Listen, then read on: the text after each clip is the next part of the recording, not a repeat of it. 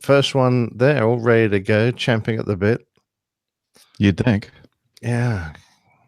We saw you on the in the chat room, but yeah. Well, I just had trying to to get grab your a attention. glass of water and Come on over here. But I knew that be, even when I hang checked out. in, it'd be another 10 minutes before we actually got going. So I thought, well, Oh, here it comes. I just always take this kind of grief. Well, it's all right. We'll just, what were we saying? Just take it, accept it, move on. Yeah. Yeah, It's exactly. Right. Bite the bullet. Hello, everybody in the chat room. Yes, we're here. Hi. Hi, everybody. Hello. Hello. Hello, good evening, and welcome. We're going to do a show tonight. We are. Yeah. Show and tell? You are. We are. And let's see. I know you're going to tell me this is way too loud. So I'll turn down the master volume a bit. And WAPG. It's the airline pilot guy. okay. Well, I'm pilot guy. Show. That was a bit. Now, where's my recorder? Oh, there you go. Oh, yeah, we need to do that. Mr. Hijack. Come on up, you come on. There you go. Get your recorders started. Oh. Yes, getting there. I'm still On there. What's the date today? The 11th Thank you. of April. 7, 8, 9, 10, 11. Didn't do the last show very long ago, but an awful lot of airplanes have crashed in the meantime. Yes, I That's know. always Like, good news. Yes. yeah, that was good news for our show. Last year was such a good year, and I'm going, bloody hell. What happened? I don't know. I don't know. It's not. Did Mr. Trump take his eye off the ball? Apparently, it's not Mr. Trump's pilots. No pun intended. Okay. Hey, I am the frito bandito.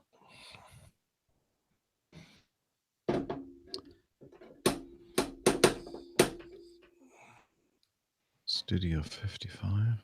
No.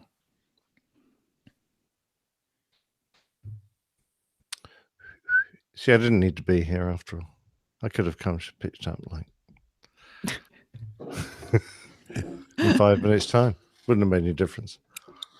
So what you're saying then is you expect that once you're on that we just immediately start the show.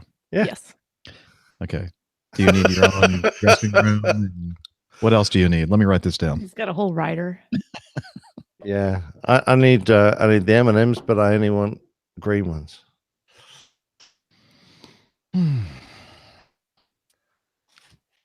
Well, we'll do whatever we can do to make you happy.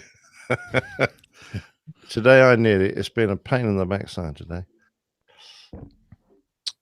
Okay. In the box at 6:30. Ew. Yes. Dana and I had Did you at least get to little take a bit nap, Nick? Well, I had came out of the box, finished the debrief. I had to drive straight to about an hour and a half to hospital for a dermatology checkup on, which is something my GP wanted me to do. And I didn't get home till quite late. So, yeah, I put my head down for like an hour before dinner, but that was about it. Nev, how's the decorating come on? The simulator has taken priority, Nev, I'm afraid, over the decorating. But we've got the room more or less empty, and Jilly is now prepared to start ripping wallpaper down.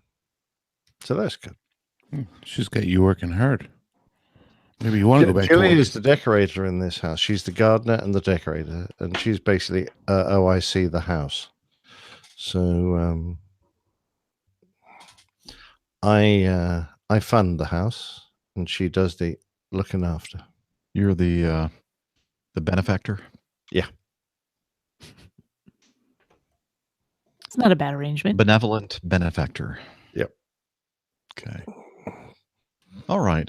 I think I'm about ready. If everybody has their recorders going. Yep. Yep. Let me make sure that I have that screen up for myself. Okay, I'm going to hit my recorder on.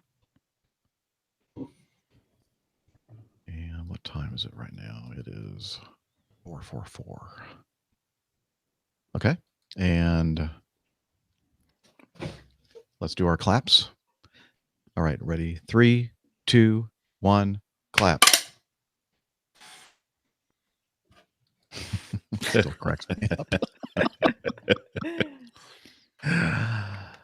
It's like almost a full second delay. Really? Yeah. Love those clapomatics. You can't tell who's like the most delayed. You guys are all together, so that's Oh. good. Actually, so all I have to do is just make a little Okay. of an adjustment on my end, and then everything's all synced. Excellent.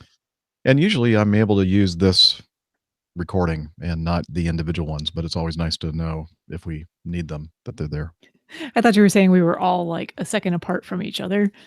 Oh no, your claps, your Yes. sound, your audio. It's all good. Yeah. Good. Okay. Good. All right.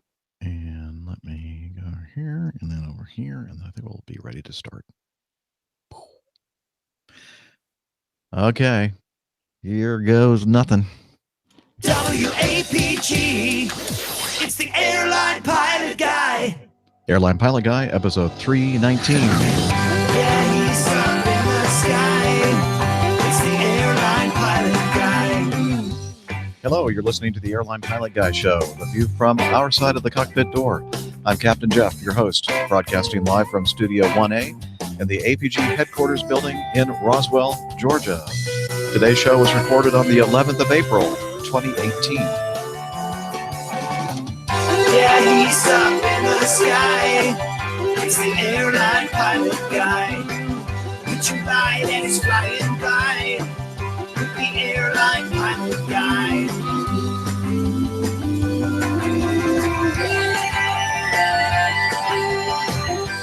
In today's episode, fumes in flight, more aircraft crashes, a mad dog runs out of runway, more news, your feedback, and this week's Plane Tale, the Sir Glenn Torpy interview, part 2. So get all settled in. Tray tables and seat backs in their upright and locked positions. Electronic devices powered on. Flight 319 is ready for pushback. Hello, everybody, and welcome to the Airline Pilot Guy Show. I'm Captain Jeff, a captain for a major U.S. legacy carrier, and joining me today from her beautiful lakeside cottage in South Carolina, she's a doctor, skydiver, marathon runner, strength training junkie, IPA connoisseur, and commercial multi-engine instrument rated pilot, Dr. Steph. Hey, Captain Jeff. Glad to see you. It's a lovely day here in sunny South Carolina. Looking forward to a great show with you guys tonight. Looking forward to it as well. Glad to see you. And for some reason that's not fading out, but that's okay. We'll wait. Very long intro. Yeah. It's like I don't have that much to say at the moment. Yeah, that's okay. I'll fix it in post. Sure. Not really. And joining us from across the pond, his country estate outside of London, professional photographer, former RAF, RAAF fighter pilot, current captain for an international airline based in London, Captain Nick. Hi there, Jeff. Can you fix me in post? I'll try. Thanks, man. Great to be back on the show. Loving it. Excellent. It's great to see you and have you back with us. And last but not least, sitting at his spacious southern mansion in Smyrna, Georgia, barbecue master, bourbon connoisseur, motorcycle riding pilot for a major U.S. legacy carrier. Soon to be, very soon to be, Captain Dana. Hello, everybody. Great to be back yet again. Just recovering from a traumatic trip with somebody that we know. Tell you all about it here in a little bit, but great to be back and looking forward to another less accurate show this afternoon. Awesome. Good to see you again. It seems like forever since I've seen you, Dana. It's been a very long time, Jeff. Yes. All Very right. long time. Well, here we are back together again. And let's see, the last time we did this was Saturday, and today is Wednesday. So it's just a few days ago. And as Dana just mentioned, we are just back from a 3-day trip. and it was a blast. Shall we start talking about that just right off the bat? Yeah, Sure. that's probably Okay. the most interesting thing. Yeah. So, as I think we mentioned on the last show, I think Dana was able to pick up this trip because of the misfortune of the original co-pilot Brent, and yeah, we started out a very easy day on Monday, just one leg from Atlanta to Norfolk, Virginia, and we got in quite early. And let's see, we met up with someone named Austin Nazca, and he is in the U.S. Navy. And he mentioned to me some time ago, "Hey, if you're ever in Norfolk, let me know because I can arrange for a personalized custom tour of the ship that I work on, an aircraft carrier, the George H.W. Bush." And so we connected with Austin. He picked us up from the hotel and headed out to the naval yard, and we boarded the aircraft carrier, and it was a great time. I have some audio from that if you want to listen to that. Oh, you know what? Yeah, let's do that, and then we'll go back to some audio that I neglected to play a couple weeks ago. So let's start off with the Norfolk feedback, or not feedback, but meetup audio number 1. Hello, folks. We are in Austin. How do you pronounce your last name? Nazca? Nazca. Like NASCAR? No. NASCAR without the R's. Ah, okay. Nazca. Austin Nazca's car, and we are on our way back to the hotel. We got picked up a couple of hours ago from the Sheraton Waterside in Norfolk, Virginia by Austin.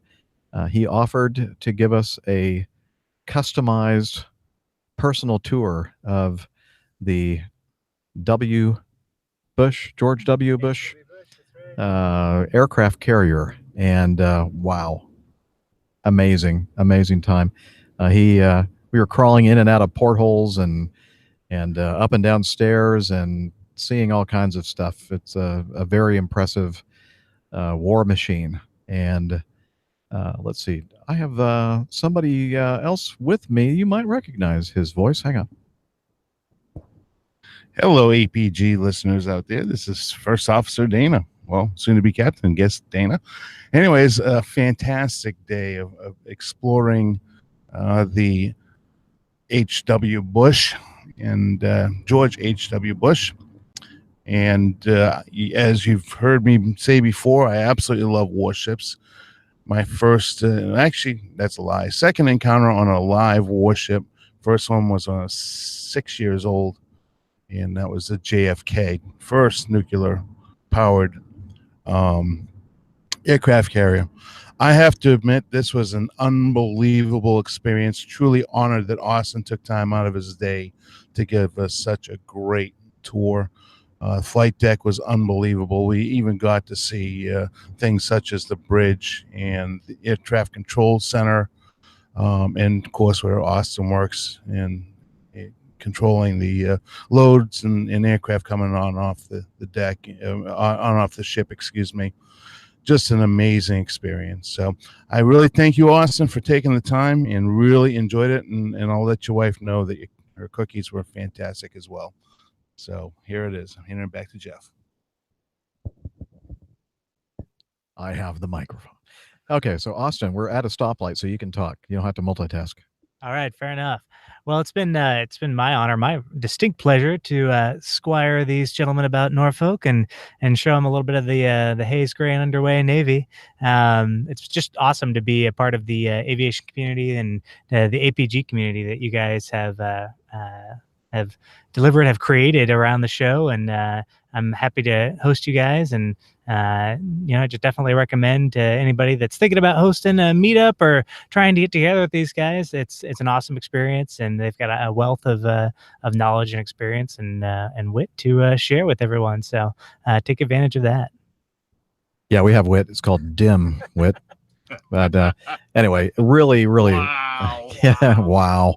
So we had a good time. We really did. And again, as Dana said, thank you, Austin, for taking the time out of your day to take us up to the boat yard, whatever you call it, the shipyard, and show us around the ship. Just an incredibly beautiful and huge piece of naval floating warfare. I don't know what to say. Anyway, yeah, equipment. There we go. No, we didn't see many airplanes. I guess they were all off the ship right now because the thing is getting provisioned, I guess. I don't know. Yep. All the aircraft fly off when the ship pulls into port, and then when we go out to sea, they fly right back on. Now tell us, what is your job again? Your title?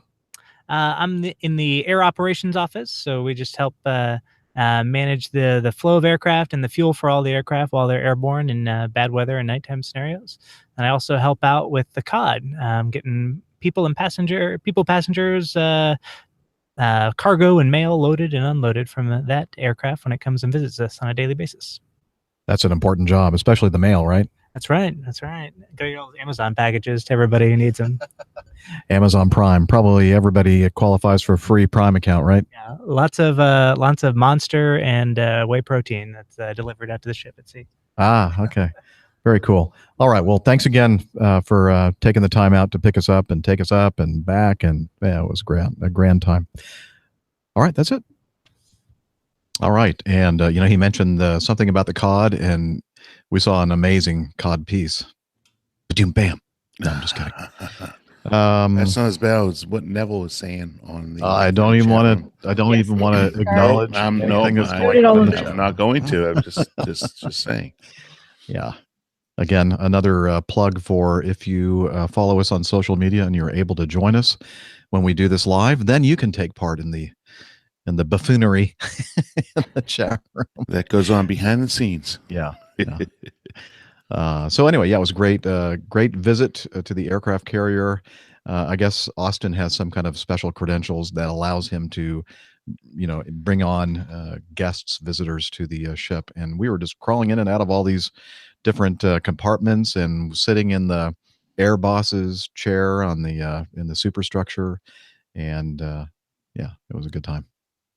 And he took us back to the hotel. Unfortunately, he couldn't join us for the event that we had later that day, late afternoon, evening. We had another meetup because he is a certified flight instructor, and he had some lessons and some introduction flights or whatever. What do they call those?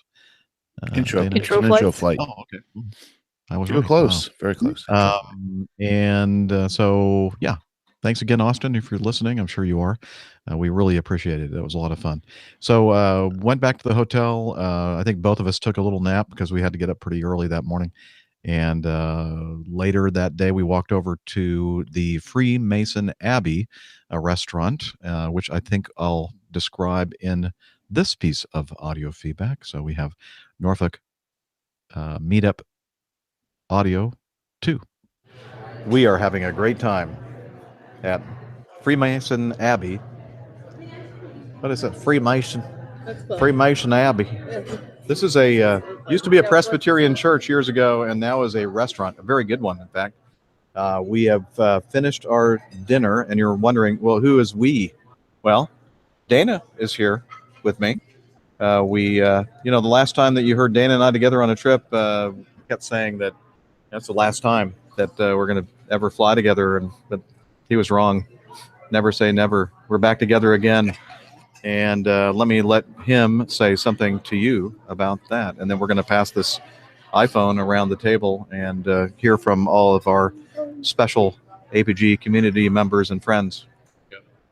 I'm not going to steal much of this time because we're here having some fun with some very good and enjoyable APG listeners, and you hear my voice plenty. So I'm going to hand the phone over to Bill and let him have the floor. So here we go. Thanks, Dana. Bill Bates, and it's a joy.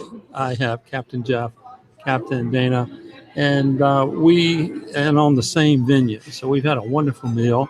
It's been a highlight of my whole month of just getting here.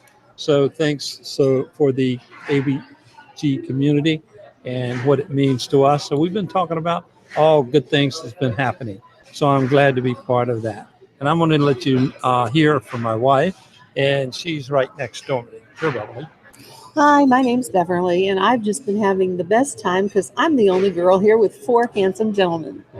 But it's just been a delight to meet Mark. Yes. Yes, and to meet Captain Jeff for the first time, the handsome gentleman we all see on the computer, and of course we're congratulating Captain Dana for all of his hard work and his success. But it's been really fun, and they've humored me and answered all my girl questions, so it's been cool. It's been a lot of fun. Hey, APG crew. It's AG from Opposing Bases Air Traffic Talk. It has been fantastic to get out here and meet Captain Jeff and Dana in person. Been looking forward to being able to do that for quite a while. And again, owe them a lot of thanks for the start that we got on our podcast, for the shout outs that they've done. And I think we share a very similar and very fantastic audience. Anyway, it's been a great night. It was good to meet you all. And I'll hand it over to Captain Jeff. It was a pleasure meeting all of you, AG, Opposing Bases, Beverly, and Bill. Bill and I, we've met before at Wings Over Pittsburgh. That was a great time. Anyway, so as I always say, that doing the show every week is a lot of fun, but doing what we're doing tonight is really the fruit of the whole thing, getting together and actually talking with the community, not just thinking about what you all are doing out there while we're blabbing along, to actually have an interaction with fellow humans is always a lot of fun. Wow. Yeah. All right. Well, that's enough from me. Take care. All right. That was enough from me and everybody else. So we had a really good time there. Great food, by the way, at the Freemason Abbey, if you're ever in the Norfolk, Virginia area. And I got that one right, didn't I? Yeah. Pardon me? I got that one right. That was my suggestion. Yeah, you did. Yeah. Yes. I'd been there actually before a couple of years ago, and but it was some time ago. So thank you for reintroducing me to the wonderful cuisine at the Freemason Abbey. Mm. And it was great to see Bill and AG and Bill's beautiful and very perceptive wife, Beverly. Yeah, Okay. He's such a sweetheart. Beautiful, perspective, and slightly short-sighted. Yeah. Yeah, she has trouble seeing, apparently. All right. So that was day one of our whirlwind 3-day tour that Dana and I just returned from. Yesterday, we flew through Atlanta and then up to Columbus, Ohio, where we had yet another meetup. But before I mentioned that, we were at the airport in Atlanta and we were joined by dispatcher Mike. Mike Carroll's got the jump seat and headed up with us. So yes, extreme danger aboard one of Acme's Mad Dogs from Atlanta to Columbus, Ohio. I made the mistake of volunteering to fly that leg. I should have had Dana do it. But Yeah, I'm not sure what you were thinking there. I don't know. But it was a beautiful.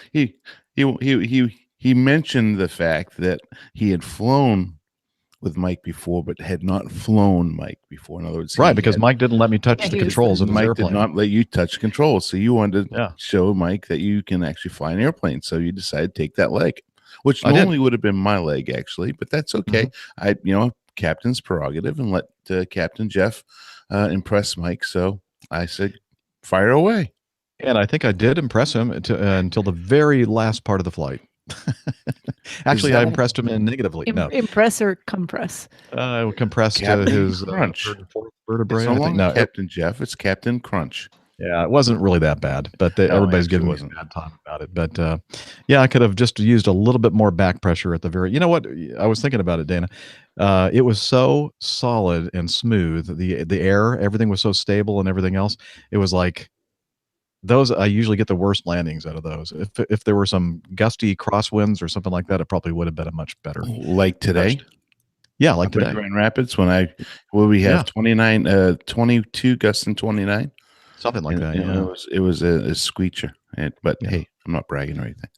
But No, I it's, think it's that always would the have, landings that you have to That work. one I wouldn't call a screecher, but I think the last one that you did in Atlanta, where you made it you in the touchdown zone, I barely. did. That it was definitely a roller. Is that a rare occurrence? Very rare. Anyway, So so it was our everybody last really, landing together. I had to make sure it was smooth, and it was. I think they had some Charmin or some, really soft material out on the runway when I touched down because it was chirp. yeah. I was telling him that he actually did. He said, "Well, I made it into the touchdown zone," and I said, "Yeah, from the other end of the runway." Anyway, so going back to Columbus and on social media, I got a lot of very non-constructive criticism from several people, and I'm just letting you know that I kept keeping notes. I saw those of you who gave me a really bad time, and That's okay, Jeff. I mean, I know in your logbook, because you keep a logbook currently, that you logged 3 landings on that one landing, so that's okay. Only 2. Okay, well, anyway, we had a good time.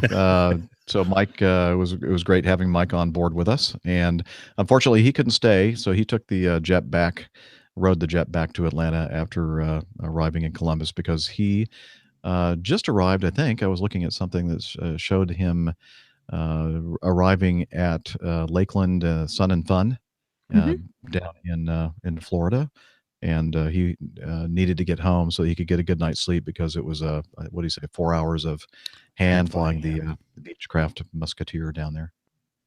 So anyway, that was a lot of fun. And they complain when we don't want to hand fly an airplane because the autopilot's broken. Yeah. And so I'm thinking, okay, he has to have a great night's sleep so he can fly an airplane for 4 hours. So they can trim out. Really? Poor boo-boo. Anyways, I digress. Okay. And so we went back got over to the hotel, and again, did some work. And I guess, Dana, you got a workout in and did some studying, and I did some work as well. And we met up with some folks right next to the hotel, a new location, the hotel to the north of the Columbus airport. And we went to P.F. Chang's and had another great meetup. So let me play a little bit of that audio. Yes, it's another APG meetup. We're in Columbus, Ohio. Of course, we have several celebrities here in Columbus, Ohio, one of whom is named Jen Niffer. She has her own aviation blog, and she works at a medium-sized Midwestern airport, I think she says. We all know where that is. I think it's somewhere near Columbus, Ohio. I'm not sure, though. Anyway, so we're sitting at this big table at P.F. Chang's, and I'm going to hand the microphone over to Jen, and she's going to say hi. Hello, APG community. It's Jen Nipper here with Jeff and Dana, and we're having a good time, having dinner, chatting. It was a lot of fun today. I got to see them land and met them at the gate when they came into the airport. So that was a lot of fun. And I don't know, I never have anything exciting to say when we do these, Jeff. I never do either. So join the club. But there's really nothing to say except that it's fun getting together with fellow aviation geeks to talk about, well, sometimes we actually talk about aviation, but a lot of times we don't talk about it at all. Anyway, Dana, you've heard of this guy. Well, hello again, APG community. First Officer Dana. Another fantastic meetup, 2 days in a row. I'll tell you what, when it comes to ending my career as a first officer on the MD-88, I couldn't ask to end it any better with the last 2 days in this last trip with Jeff. Yes, this time will actually be the last time because, I've got a couple other captains I have scheduled to fly with before I take the left seat. So I've really enjoyed the time flying with them and meeting up with everybody here in Columbus. And of course, last night, what a fantastic ending. So I'm going to pass it on because everybody's tired of hearing me talk. Bye-bye. We're never tired of hearing Dana talk, but before we get over to James, who's way on the other side of the table, we're going to hand it over here to Aviator Steve Jones, right? Okay, hang on. Hey everybody, it's Steve from Columbus. I work for Safe Jets here in the USA. Glad I can come out and meet everybody, and glad to see everyone. Jeff, thanks for the beer. My pleasure. My pleasure. And James. So Steve from Safe Jets provided a little gift called a Buckeye. If Dana dies, it's really called a poison nut, as long as it's only poison to a Wolverine. So again, thank you for Jeff and Dana for coming. We all love them, including their sarcastic humor, and most importantly, you, the community, for being there and enjoying all the show, because who can stand 3 hours other than us crazy Asian geeks? So again, thank you, and thank you for my mother for coming and wondering why did I ever become an aviation geek. So thank you, everybody. I'm stealing back the mic for just 1 second. Thank you very much, Steve. They're on my neck and they're so light. I completely forgot that I had them around my neck. So thank you for bringing me the Ohio Buckeyes. And one other thing, we need a shout out to Mike. He came on the jump seat with us today, and that was very enjoyable as well to have him along. So we can't forget to give a good shout out to him as well. Well, it may be have been enjoyable for you, but not for me. And last thing I'm going to say is the Buckeye is so appropriate. A poisonous nut. That really describes Dana. A poisonous nut. All right. We're out. we're out from PF Chang's in Easton, Ohio. Bye. Now back to you, Jeff, in the studio. Oh, thank you, Jeff. What a lovely transition that was. This is I think I know what the name of this show is going to be. The one with all the meetups. Oh, I was going to call it Poisonous Nuts. Or Poisonous Nuts. Here you go. I have them on. Is somebody writing this down? I hope. Because I have nuts around my neck. I can. Yes. Well, we really don't want to say much more about that. Well, no. Let's talk about my poisonous nuts right here. So they're perfect. Thank you. Please don't. Okay. Let's see. And then finally, as I mentioned before I started playing all these feedbacks for our meetup audios from this trip that we just got back from. I think earlier, a few days back, or sometime, I don't know, I was talking with somebody, and maybe it was you, Dana, and said, did I ever play that audio from, or maybe you asked me, I don't remember. I asked you in the car if you ever played it. Okay. Yeah. And I said, car, C-H. in the car for everybody else. And I said, I don't think I did. And so I found it on the Zoom H5 recorder, still sitting there, just waiting for me to give it some attention. And so, and this was the last time that Dana and I were together a couple of weeks ago in Omaha. So let me play that. And again, apologies to those who were involved in that meetup. I did not mean to, blow it off. We're at Blatt's Beer and Table in Omaha, north downtown. And we had a meetup here. We just finished, Dana and I finished recording episode, what was it, 317? And we almost ran over here because we knew that there were some people coming down driving all the way from Lincoln to do this meetup. And some people that Dana know as well. And so we had like 8 to 10 people, something like that. Todd was here earlier. He's a contractor here in Omaha, and he had to leave because he had like real work to do. And so Todd, sorry we didn't get a recording while you were here. Anyway, enjoyed great food and good beer, and great, of course, as I always say, the best part of it is great conversation. We're all pilots here for the most part, and Dirk contacted me when he saw that I was going to be here in Omaha and said, hey, if you're available, let's do a meetup. And I said, absolutely. And at that time, we didn't know that Dana was going to be on the trip with me. So I said, let's do this. And so we put out some feelers and, let everybody know we were going to be here today. So I'm just going to pass the microphone around just for a quick little feedback thing for the meetup. And let's start off with Dirk Brom. Okay. The former doctor and now current Citation jet pilot. Take it away, Dirk. I just want to say thanks to Jeff and Dana, and it's great that they could both be here. And I got to tell you how impressed I am, because these guys were up at 4:30 a.m. In Atlanta, which is, I think, 3:30 a.m. Central Time. And right now it is 7:15, and they've got an early flight in the morning. And we've just had a great time, and they're still going great guns. Way to go, guys. And it's fun to see both of them here. I know Dana, it's a special day for him to be able to fly with Jeff, and one of his last few flights as a first officer. So appreciate him taking his time too, and it's fun to meet both of you. So appreciate it. Next. Hi, this is Joe Budd. I'm also a citation pilot, and just want to say, first of all, that Dana is way better looking in person than he sounds on the podcast. Sexy bitch. Okay, seriously though. But actually, no, we had a great time talking airplanes and drinking beers and doing pilot things. So I appreciate you guys coming out and taking your time for us. All right. Jonathan Ravick.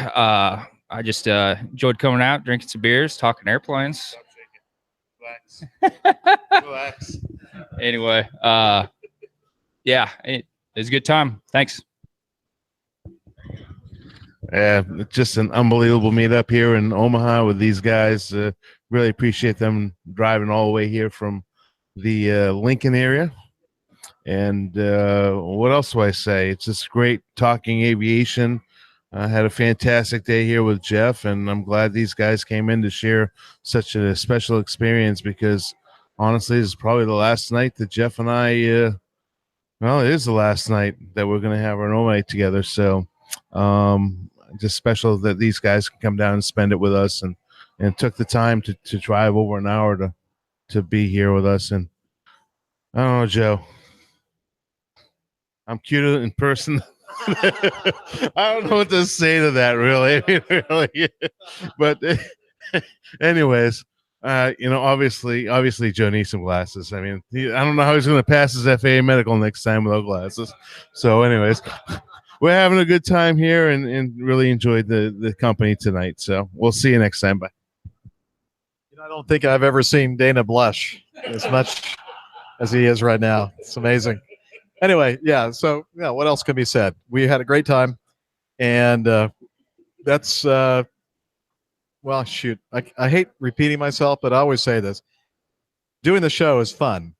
I get to be with people like Dana and Nick and Steph every week. It's like being with my best friends every week, talking aviation, hangar talk, and other things, cutting up and having fun. But really, the best part of doing the show is meeting the community, and like this that we had to hear tonight, and just kind of sharing our love and passion for aviation. So if we're in your town in the future, please make sure that you join us, because it's worth it. Okay, you'll be happy to learn that I think that's the last piece of meetup audio that you'll hear on today's show. Well, that one was totally worth playing. I'm glad you it was. discovered We had a great it time. again. I had no idea what to say to that. Well, and wow. The discussion in the chat room has been very interesting. Referring back to the necklace that Dana was wearing, I just thought of one thing I'm that still wearing. I wanted to play. Or still wearing. Here we go. No, I prefer Siemens. That was okay. That was a very inside joke for people who've been in the chat room, and I don't know what else. If you're just listening to the gonna audio. have to get one of those buzzers that. Yeah, no, I prefer Siemens. I'll take that out. That's in rough context.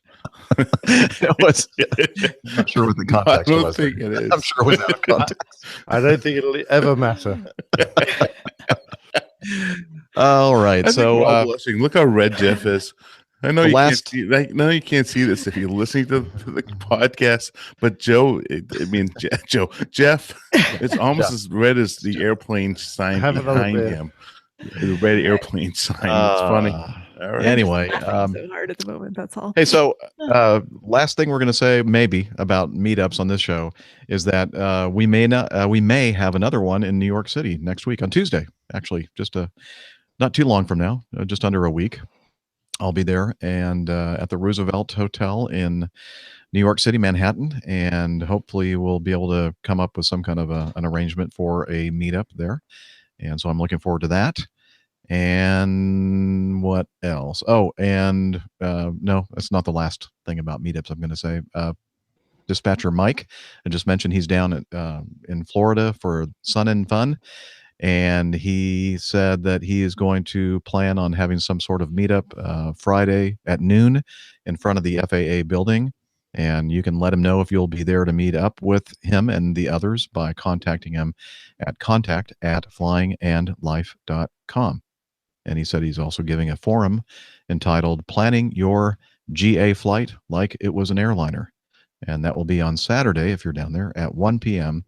at CFAA 5. So What's he going to do with the 300 passengers to pitch up for his GA flight? I don't Call know. you. Yeah.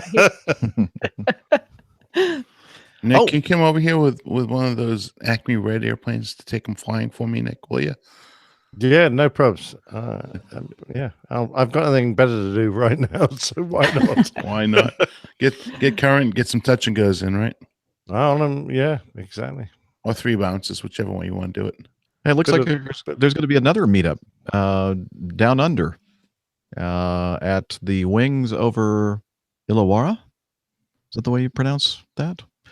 On the 6th of May. It's an APG/PTUK meetup. And it's going to be next to the broadcast tower at 10 a.m. on Saturday, the 5th of May, where why is it? I'm sorry, those are two different dates. One says the 6th and one says the 5th. But anyway, whatever day Saturday is. The 5th. I know that day very well. Okay. Meet up at the broadcast tower and wear your APG or PTUK t-shirt for a group photo. Well, May the 5th is Saturday in the UK. I don't know what it is in Australia. They do everything differently. Hopefully, it's the day they took away from me, so I can go start training on May 5th, Cinco de Mayo, my favorite holiday. There you go, Cinco de Mayo. American Okay. holiday. And that was from, by the way, Matt Bunting Frame, MBF we call him, and he didn't leave us a way to get in touch. But hey, if you're there at the Wings over Illawarra broadcast tower, 10 a.m. Saturday, the 5th of May. Wear your APG or PTUK t-shirt, or both, for the group photo. Okay. Well, Matt's in the chat room, so perhaps he can clarify. Yes, Matt. If you have like an email that you want me to put in the show notes, just let me know. Okay. or it may not be a bad thing to post in Slack as well if it's not already there. That is a good point. Probably is there. I don't know. I haven't. It may very well be. Call. Also need to mention that, and I meant to read this last episode and I forgot. Again, we're always striving for the most accuracy as possible, but sometimes we miss the mark, like about half the time. Anthony Holloway sent us a message in episode 312.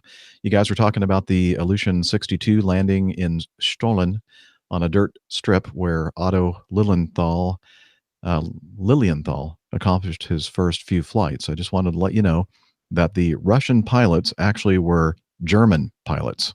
So I think they were German pilots rushing around, isn't that right? Yeah, that's right. They were Russian German pilots. Yes. Russian. Very fast. Captain Heinz Dieter Kalbach, co-pilot Peter Blay, frequent eater Ulrich Mueller, frequent eater. Maybe he's a man of size or something. I don't know. And that's one of the crew positions.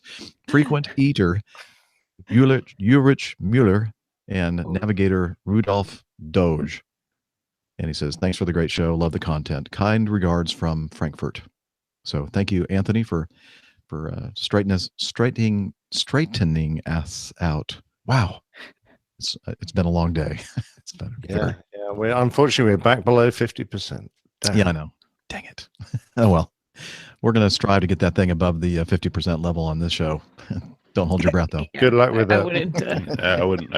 No, No, probably not. Not going to happen. Okay, so Captain Nick, have you been doing anything interesting lately? No, Or just horrible things. horrible thing. Yeah. Despite the fact that I'm not able to actually fly right now, I had 2 days in the simulator, and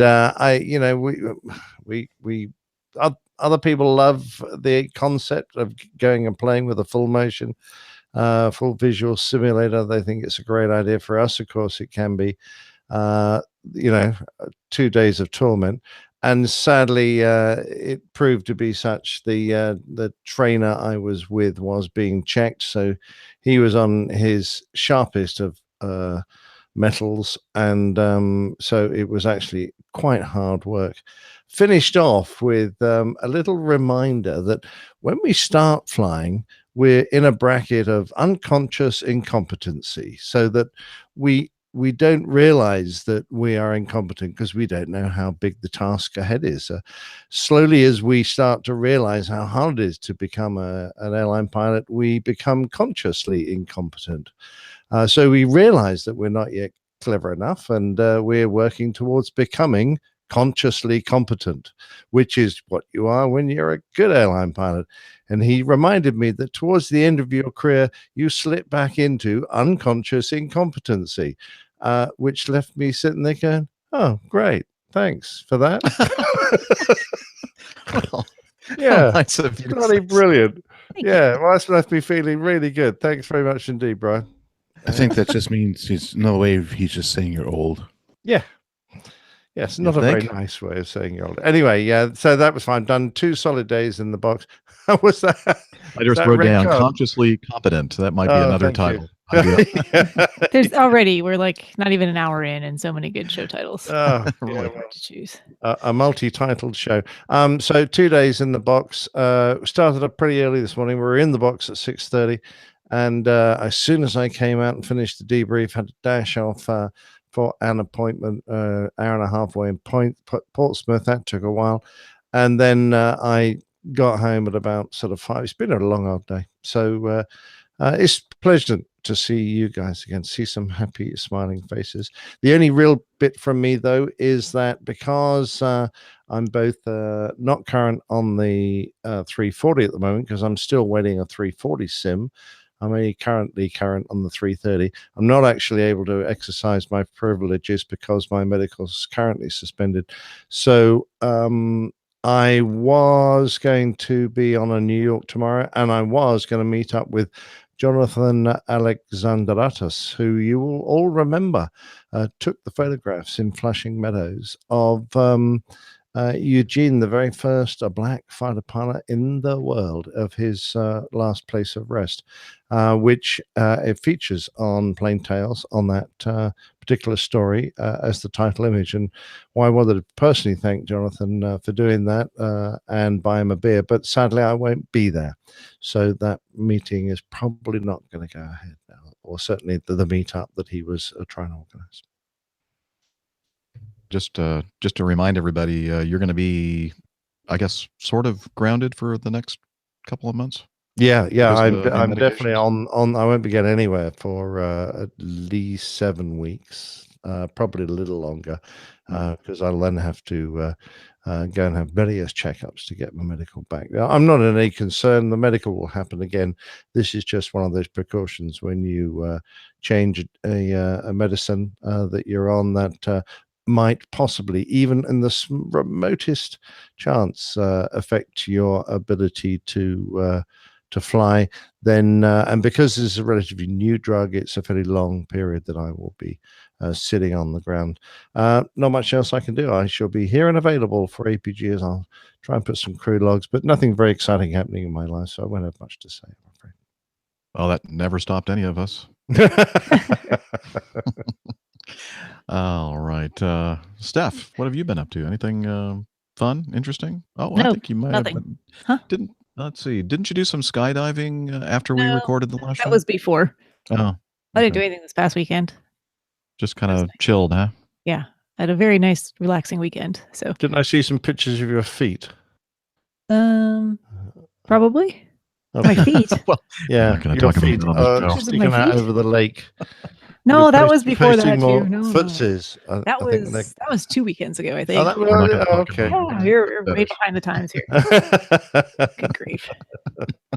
So See, that sim instructor was right. consciously incompetent. What was it? Unconsciously incompetent. Unconscious. Oh, unconsciously incompetent. Yeah, that's No, when I didn't you write that down. that's Right. when you're getting old and you don't realize that you've become incompetent. You still think you're pretty sharp and on the ball, And but like not so Captain much. Al, you've become unconsciously incompetent. Jeez. So Oh, anyway, sorry, I should have thought of someone that's not in the chat room, shouldn't I? too bad he won't be able to defend himself there. No. No, I just had a really nice, relaxing weekend because I've got a couple weekends of travel coming up. So, heading up to Boston on Friday evening. I'll be there for a couple of days and running the marathon next week, and then marathon in Germany 13 days later. So, a lot of running to do. That sounds like fun. It's gonna be great. Hey, Steph, do you see the shirt that I'm wearing in I your do. honor? I do. Boston Strong. Yep. Awesome. Hey guys, Josine Lovefontaine in the chat room has reminded us all that becoming unconsciously incompetent is the Dunning-Kruger effect, which is in the field of psychology. The Dunning-Kruger effect is a cognitive bias wherein people of low ability suffer from illusory superiority, mistakenly assessing their cognitive ability as greater than it is. That makes me feel so much better. Do our pictures appear below that definition? All four of us. Thank you very much indeed. They've just made my night. That's fantastic. And now they're going to rename it instead of Dunning-Kruger, it's going to be Nicholas Anderson effect. Well, only if I take 300 screaming passengers with me. Oh, jeez. Oh boy, shall I cut that one out too? Probably. Okay, let's see, Dana. Probably not much going on with you other than the great trip that we just had. Anything else to add? Yeah, I just want to add a few comments to that. Yes, a very unexpected occurrence to happen to be able to fly with you again, Jeff, and again, a true honor and a pleasure for me to be able to do so. I know most of our listeners out there would love to be in my shoes, and what everybody out there thinks and expects that Jeff would be like to fly with is probably, yeah, as he sticks his finger in his mouth, that's not correct. He is truly a gentleman to fly with,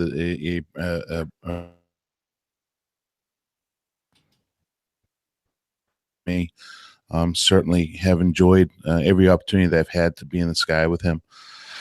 Also, I'll hand out to our listeners that came out for our meetups over the last couple of weeks. I learned so much, and one of the things I really learned is how much the community really loves the effect that we have on them, as well as what they do for us individually. It is a two-way street. It's just not us putting a product out and hoping that you like it. We like to hear that you do like it, and learned specifically from a couple of our listeners how it really positively affects their life. And I have to say, it's been a real positive effect in my life. And on that note, Jeff, I quit today. No, we're only joking as the last couple of days. So, but seriously, really a true pleasure meeting everybody this week, especially being alongside Jeff.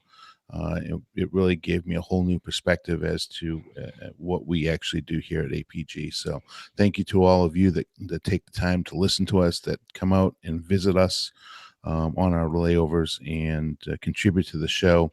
And thank you to to Steph, Jeff, and of course Nick for everything you do to make this show, because we do really have a big impact on our listeners. So that's all I want to say on that, and really will miss flying with Jeff. I honestly, truly, as I said in that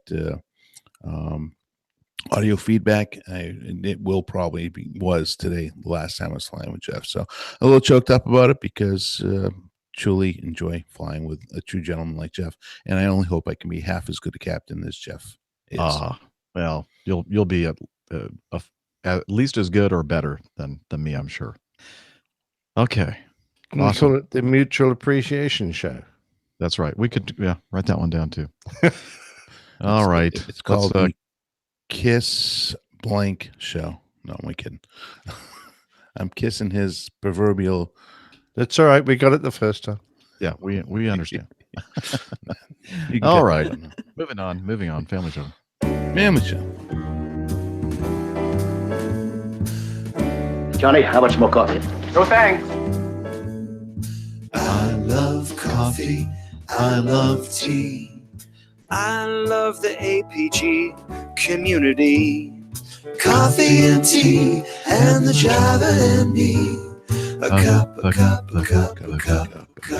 All right, we're playing the Java Jive because that signals our segment regarding the Coffee Fund, the way that you can support the show financially. And you'll note that we don't have any ads on the show. It's all user supported. You out there listening, those of you who have decided to give us $1 or $2 or a shekel or a pound or whatever it is, whatever your currency is, we do appreciate that. And a couple different ways to do it, the classic method and the patron method. And since the last show, Jennifer Adams, I forgot to thank you personally yesterday for your very nice contribution to the Coffee Fund, Jennifer. Francois Schott also gave us a very generous contribution. Thank you, Francois. And Jeff Moeller, he gives us a recurring donation via the Classic Fund and a Classic Method.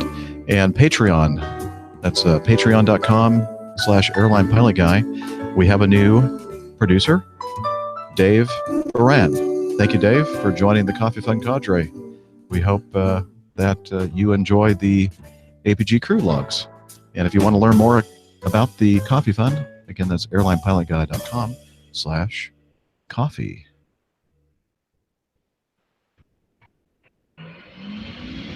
Stand by for news.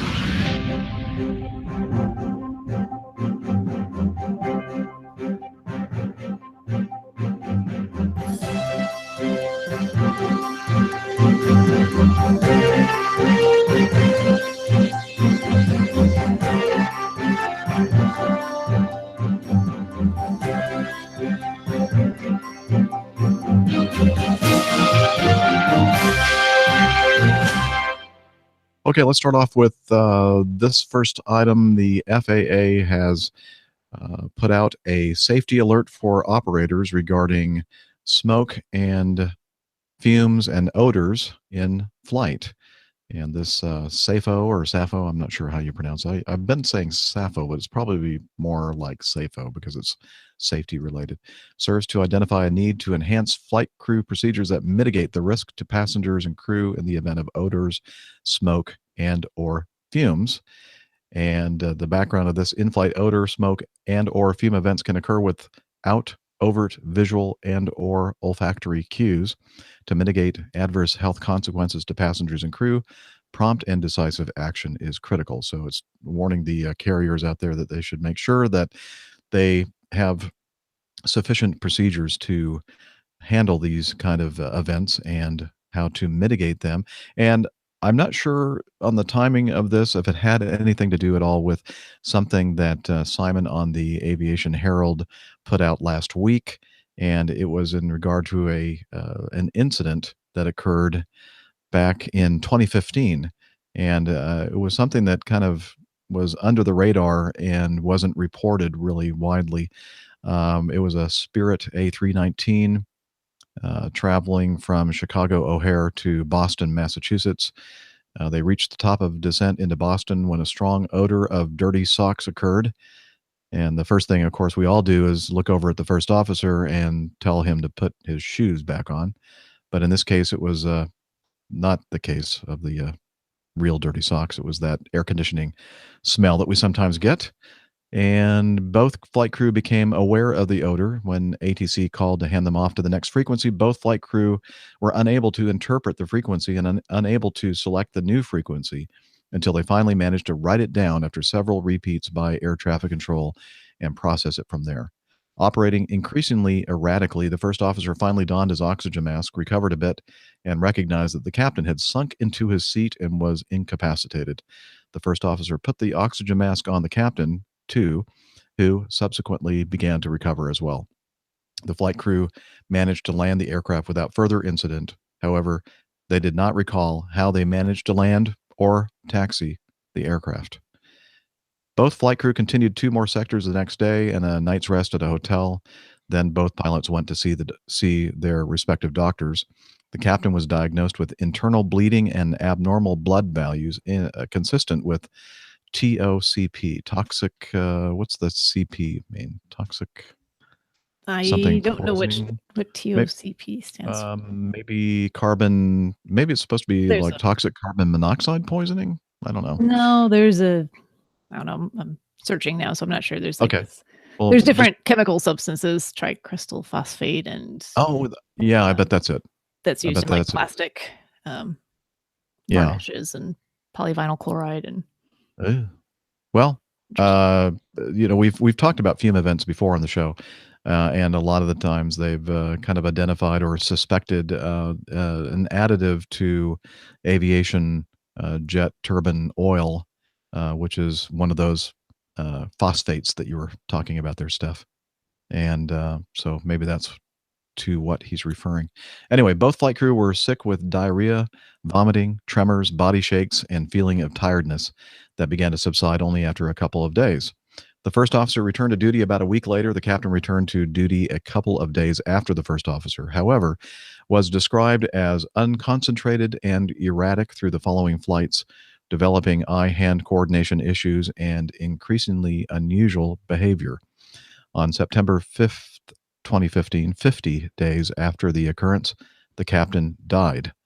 According to the captain's family, the official cause of his passing was a heart attack. So let's see. Dr. Michael Mulder, a former airline pilot for KLM and an aviation medical examiner for the FAA, has spent the last 10 years on fundamental research regarding long-term effects of exposure to contaminated air in jet aircraft. Anyway, this goes on. It's quite a long article in the Aviation Herald, and we've talked about aerotoxic syndrome, I believe, a few times on the show, and so I'm not sure if this was just coincident with the publishing of the SAFO on odors, fumes, smoke events in flight that the FAA published, or if it had something to do with this event that has been discussed on the Aviation Herald. So I just thought I'd mention it on the show. yeah, I don't know. I still don't have any good information about whatever that chemical is. I think triorthocrystal phosphate. Crystal phosphate. I don't know. Sure, it's in this I looked- article somewhere. I looked more through the article. I didn't see it listed anywhere Oh. else. Doesn't mean it's not there. I just was skimming. But regardless, doesn't sound like had a very good effect on either one of them, and unfortunately, especially so for the captain. So, but I don't know exactly how it would have, gotten into the cockpit and created a fume like that. I have no idea. So, Yeah. Well, it gets in from engine oil. That's how it gets into the cockpit. Through the Yeah, but is that where it came from in the pressurization and first air place? conditioning system. Yeah, because of the compressed air and somehow leaking, the oil leaking through the seals that's supposed to keep it from contaminating the air Gotcha. and going through the air conditioning packs and then eventually into the cabin and cockpit of the aircraft. And it's an organophosphate that is added to aviation engine oils to reduce wear. I think I found the paragraph. Yep, there it is. You got talks it. about it. Yeah. And symptoms include stomach cramping, muscle aches, sinus congestion, which may be mistaken for flu or food poisoning and can lead to a delayed onset of OPICN, organophosphate induced chronic neurotoxicity. Mhm. Anyway, again, I don't know. Captain Nick and I have talked about this before, and in our own anecdotal experience, it's not something that we've heard much about, but it seems to be being talked about much more in recent time, and it seems to me, I don't know, it's maybe not just exclusive to the Airbus fleet, but it seems like a lot of these incidents occur on Airbuses, and I'm not sure if that has something to do with the way the whole system's designed. I don't know. What do you think about that, Nick? No, I think it seems to affect quite a broad brush of engine types. Mhm. So That's right. The BA Rollers, Gs, yeah. So 126s. there are a lot of them are being reported. I don't know whether it's that just some operators are more who happen to have Airbuses are more receptive to the reporting or not, or some pilots happen to fly Airbus have been just more severely affected on their particular cases. But I don't think that's it's a type relative thing. It's I think it's a general problem for us all. Yeah. So we'll put a link to this article. You can read the whole thing. As I said, it's quite long, and as Fabian said in the chat room, the following paragraphs that I didn't get to get quite interesting, and it makes you think about, well, maybe there is something to this, and something that not only pilots are exposed to, but passengers as well. Now, in this case, I don't recall any mention at all of passengers feeling unwell, but it gets your attention when you hear after this event that the captain passed away. And again, it may have been related, maybe not. Yeah, but I mean, there certainly seems to be quite a close link between the side effects of this, the nerve damage that can be done, and heart-related problems. So, people are looking at it going, well, this, 1 + 1 might equal 2 here.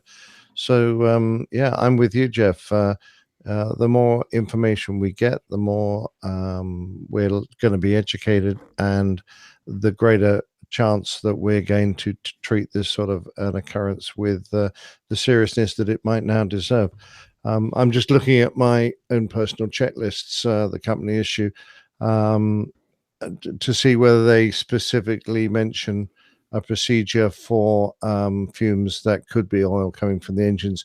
We have a generic smoke and fumes, an avionics smoke drill.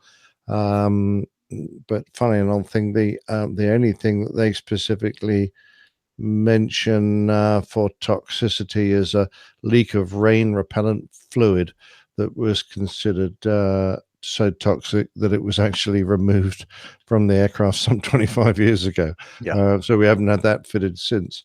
But they do say these are all smoke and fumes. So, fumes I always have considered that, particularly during simulator training, as being fire related. But of course, it doesn't have to be fire related. Fumes can come from many sources. And of course, part of the drills, if you suspect it's from air conditioning, and if you think it is an oil fume, then you're going to go for the packs and perhaps turn off one pack at a time, try and isolate which side it's coming from, and then leave that side selected off until you can get it on the ground. Or if absolutely necessary, you disassemble at 10,000 feet, turn them all off. So there are cures for this, but yeah, it's interesting. With more, I don't know about your aircraft type, but with mine, with more technical knowledge, you can just try isolating the bleeds from those engines rather than just turning the packs off, which might be a better way of isolating which engine it is that's producing the fume. Great discussion going on in the chat room, led by Captain Al. He said it's more of a function of oil type specified by the engine manufacturer, and it's more of a engine related issue, not so much the airframe, which we've been saying here. And he said you need to look up the episode of Richard Westgate, a British Airways pilot who died and was a friend of Captain Al's. Regrets for that. And anyway, it seems to be more prevalent in certain engine types that run at very high oil pressures, and that makes sense. That's going to be more likely to breach the seal that's supposed to keep it separated from the compressed air. And yeah, wow, lots of stuff to consider here. I think Also, too. Sorry, Steph, go ahead. Did it say in the article that they actually flew again before going to the hospital? Oh yeah. After, yeah. That I found that's- quite surprising. And there's I'm also surprised I didn't go immediately. Yeah, there's also I'm not quite sure if it's in this area, but there was a suggestion that their chief pilot came on board the aircraft and persuaded them to carry on flying in one case. So I was going, really? Wow. Yeah, I think that there were some comments made regarding this. They could not remember landing or taxiing in, and they went to lay over, and then the next day they flew a couple of segments. That's exactly what happened. I'm thinking, if I don't remember landing I'm or gonna go get taxiing checked in, out. I'm thinking maybe something might I'm be going wrong. to report unfit for duty, and yeah. Very strange. And Mind you, if you're down route and you don't have an airline that supports you in this sort of thing and doesn't provide you with medical assistance, and you're left to your own resources to go and get a checkout, that's not as easily said as done as it is said. Well, that, and you wonder too if how much their, ability to make good judgment has been affected. Well, that's exactly what I was going to say. I mean, it's almost in the same realm of if you're super fatigued, you need to call in fatigued. Well, sometimes you're just so fatigued that you don't even realize how fatigued you are. In this case, I think they may have not even realized the condition that they were truly in. Maybe they were, doing the typical thing that we tend to do when we try to put a halt to it, and that is that we're mission oriented. We want to get the job done. So they probably went to the hotel feeling, well, I was just that tired, and let's go get some rest and start the day fresh and new. So there's all those possibilities there that didn't calculate in, and of course, obviously, their decision making skills were impacted certainly by this product. So. Of course, the chat room making the good point that the Dreamliner, the 787, doesn't use engine bleed air to pressurize the cabin, so there's no introduction of air from the engine. So they use electrical compressors, and I don't think this is why they went down that route. But the great advantage of going down that route is that there's no contact between the air that you're getting in the cabin and the engine, so that this couldn't happen on a Dreamliner. And I guess that's kind of going retro, right? I mean, in the old days before turbines, that was kind of the way they compressed the air and pressurized airplanes, right? Oh, I thought you used to have a bicycle pump, Jeff. No, I'm not referring to me. It was before my day. Tough crowd. Says someone who is older than me. All right. Well, that's enough for us to discuss on that today, but I'm sure it won't be the last time that we'll be discussing fume events. And I'm hoping that, if this is actually occurring more, frequently, more frequently, that they do ice or figure out what it is that's going on here and beef up those seals so that this doesn't happen again. It's not a good thing. All right. No. A mad dog runway overrun at Sioux Falls, South Dakota. This is from one of our APG community members, and I didn't write down his name. Darn it. Anyway, hey, APG crew, I was flying near Sioux Falls and heard an aircraft being diverted from FSD in response to the airport closing following a runway overrun. I looked into it, and apparently an Allegiant Mad Dog was involved. No injuries, fortunately. And here, let me look in the info here. So it wasn't Dan Renner. That was the guy who... No, it was Phil Timmer that did that. I just figured it out. Thank you. And so thank you, Phil, for that. And then there also another APG community member, Dan Renner, tweeted this. He was at the airport, and he took his camera out, took some pictures, and in fact, several news outlets asked permission for them to use his pictures in their reporting of this. And he says in his tweet, the Allegiant MD-80 overran runway 21 at FSD by about 20 feet in the snow up here this afternoon. So, of course, I went and took some pics for you. Look, an actual usage of the rear stairs for deplaning. So there are a couple of pictures there in his tweet.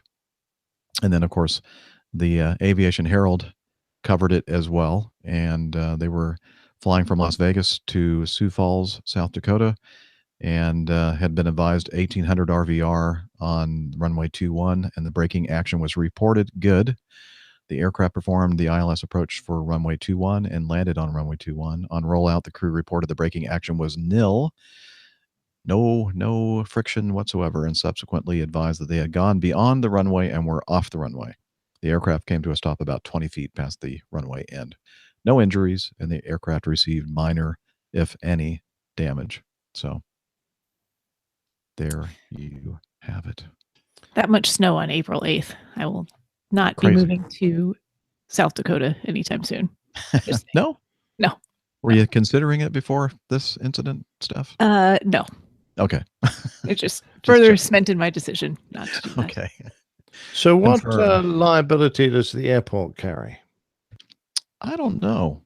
Because, I mean, if they report it as being good, don't they have some responsibility to update that if it's obviously nil? Mhm. Or I poor? think it was a very dynamic situation. Things were changing rapidly. This freak snowfall, it was almost like blizzard conditions. I saw some other pictures when I was searching for this incident. I did a search on the internet to see, what was going on in Sioux Falls, and it had happened so recently that there was nothing about this incident, but there were a bunch of pictures of people, showing what it looked like out their window or driving around in the car, and it was almost, zero visibility and blizzard whiteout conditions. So I think that everything was happening so quickly, and maybe they relied upon that braking action report that perhaps wasn't accurate. And I don't know what the liability is, Nick, for the airport. It's interesting. Yeah. Thanks. Yeah. Anyway, just thought we'd mention that. Anytime we Poor- see something poor going little on with mad Mad Dog. Yeah, the poor Mad Dog. I think that was an MD-83, if I'm not mistaken. This was an interesting one. A Mega Antonov 26 at Kuajok and Wow.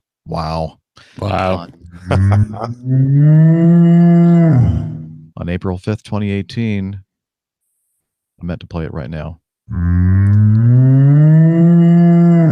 A cow strike on takeoff. Left main gear collapse on landing. Roadkill. Mega Airlines Antonov AN-26 on behalf of Ultimate Air, performing a cargo flight with 5 crew and a cargo of medical stocks for UNICEF, landed on WOW's runway 9 at about 1600 local. However, on touchdown, the left main gear collapsed. The aircraft came to a stop on the runway near the left edge, about 3,600 feet past the runway threshold. No injuries were reported.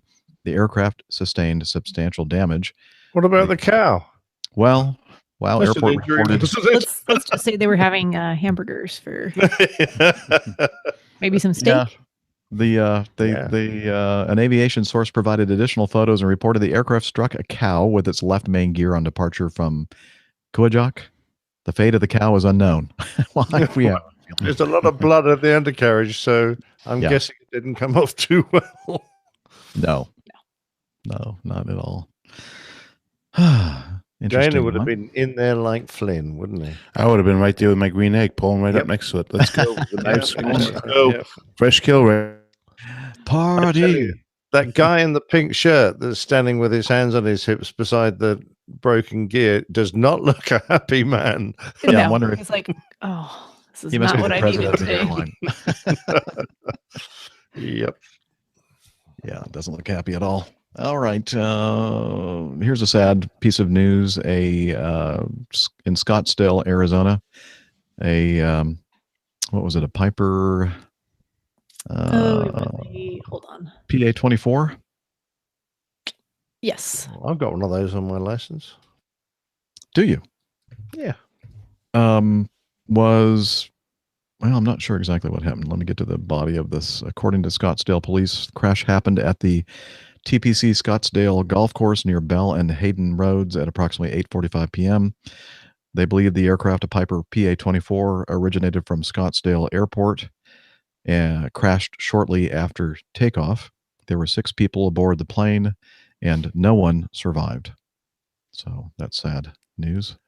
I have a question. How do you have that on your rating or ticket, Nick? I had to do a civilian instrument rating after I left the Air Force. Okay. I think it must have been a PA-34. Is that the twin engine one? That's that's a Piper. Yeah, it was a 34. Yeah, it cost me 10 grand. That did. Archer. Oh my gosh! No, not Archer. No. Yeah. Oh my God, I'm having a brain fart. It's the Seneca. Seneca, that's it. Seneca. And the PA-24 is the Comanche, I think. Yeah, Yeah. It was, but I'm surprised they have rating for it because here in the States. Oh, it's not. It's not current. Don't worry. Relax. Okay. Okay. Well, as long as we're talking about crashes and bad news, let's move on to F. Algerian military plane, an Aleutian. Where is it? Heck, I can't find the number of the airplane. 76. A 76. Okay. An Aleutian 76. Thank you. Carrying soldiers and their families, crashed soon after takeoff in a farm field in northern Algeria earlier today, killing 257 people in what appeared to be the worst plane crash in the North African nation's history. The cause of the crash is unclear, and an investigation has been opened. So that's, again, more sad news. Algerian military plane. I didn't realize it was also their families as well. I just thought it was soldiers, but I think they were heading down toward the southern part of the country. Yeah, that's a big passenger load, isn't it? That's pretty terrible. Huge. And let's see. I'm going to skip the E because we want to get on with our feedback soon. The last thing I want to talk about in the news today is this. European air traffic warned over Syria strikes. Eurocontrol has published a rapid alert notification on their website with a statement from EASA that reads, due to the possible launch of airstrikes into Syria with air-to-ground and or cruise missiles within the next 72 hours, and the possibility of intermittent disruption of radio navigation equipment, due consideration needs to be taken when planning flight operations in the Eastern Mediterranean Nicosia. Is that the way you pronounce that? Nicosia? Nicosia, yes. Okay. FIR area. Very few commercial flights operate over Syria, and authorities in the U.S., the UK, France, and Germany have all previously issued warnings for Syrian airspace. But many airlines regularly transit the LCCC Nicosia FIR. There are frequent holiday flights to the main Cypriot airports of Larnaca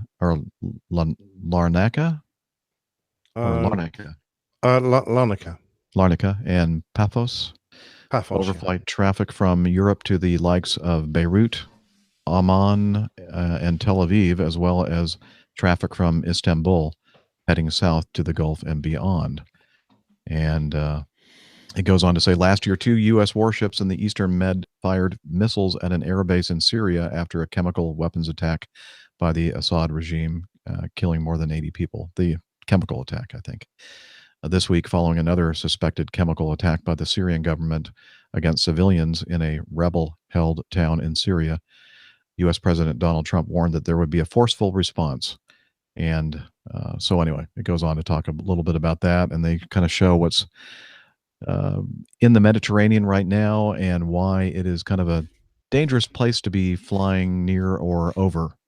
And so we just thought we'd mention that. Yeah. Now, do you think they're basing that on President Trump's tweet? Perhaps. You know, I mean, they mentioned it in without this becoming too political. Yeah. I'm just wondering if there is a more well-defined line of communication between the air traffic control services in that area and the American military. So I'm hoping I certainly hope so. Yeah, it's based on slightly more information. Yeah. But Captain L is probably very familiar with flying around that area. I've been around there a few times. It does get complicated, and there are an awful lot of disputes between countries there that get carried into the air. So, you speak to air traffickers and they tell you that they're not speaking to this country and that you'll have to make your own way when you're going to move over the FIR. We're not responsible. And you go there and you go, what? This is like shark infested custard. I really don't want to be here. I remember Al talking about that, how, they're kind of squabbling constantly. Oh, well, they're the old squabbles of the Greeks and the Turks, but these are new squabbles. New squabbles. Oh, yeah. It's all very reassuring, isn't it? Yeah, I think Safety-wise. I'm glad I'm heading towards the States right now. Now, the interesting thing, the interesting thing here, Dana, when Dana and I visited the aircraft carrier on Monday, right next door to it was the U.S. Truman. And in this article, they talk about the another 3 warships of the 6th Fleet are already in the Atlantic Ocean. And on April 11th, which is today, the entire U.S. Truman fleet, including an aircraft carrier, 6 destroyers, and nearly 6,500 sailors, departed Norfolk, Virginia, to head to the Mediterranean Sea. So we were right there, and we were watching them provisioning and loading up that aircraft. Wasn't it the one right next to the one we visited? Yes, it was. It was a Truman. They were getting ready to ship out of port. He said within a week. Apparently, we now know the answer. Apparently, in a few days. Yeah, By 2 the end days of the after we week, were there. Yeah.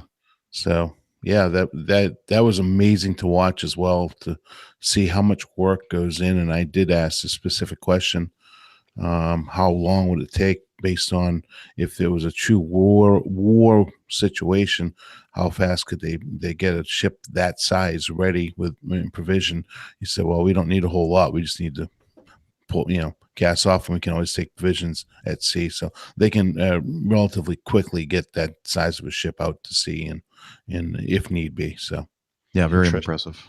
Of course, we're flying Tornadoes off our aircraft carrier down there. Okay, good.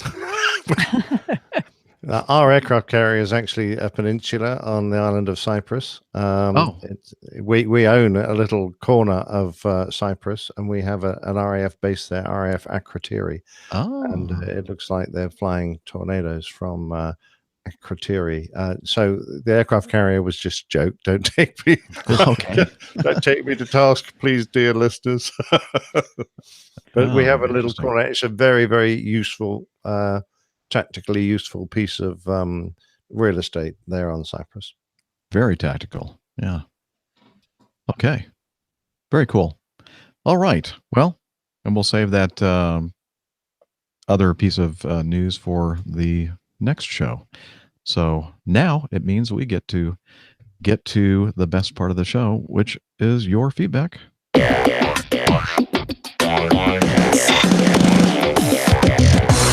Captain, incoming message.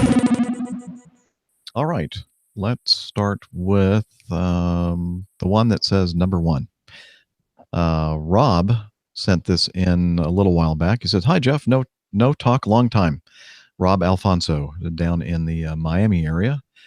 He says, "I hope all is well with you. I haven't had a chance to listen to the podcast in a while. I'm having APG withdrawal syndrome.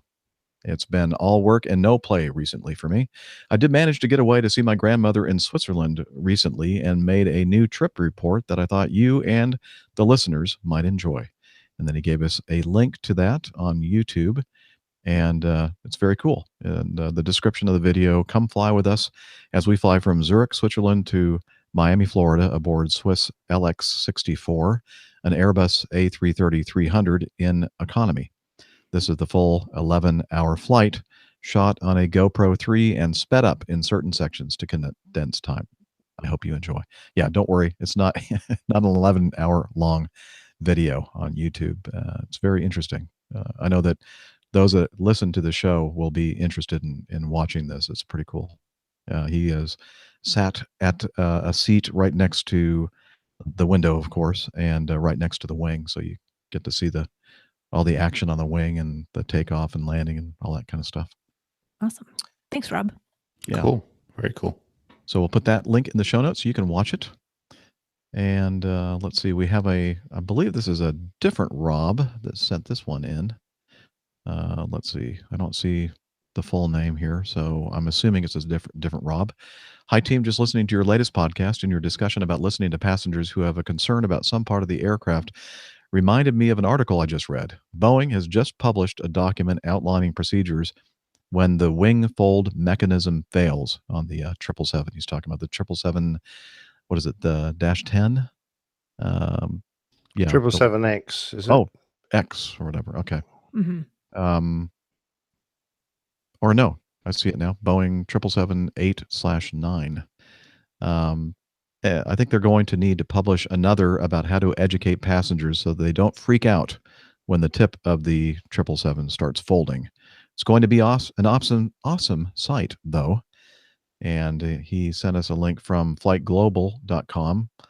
And anyway, I'm not going to read it, but it's a very interesting article about the wing folding mechanism. And the reason why they're doing this is it allows the aircraft to have a much wider wingspan, but they can still continue to operate at the gates that are already designed for the 777-300ER, that size aircraft. And so they came up with this idea to have folding wingtips.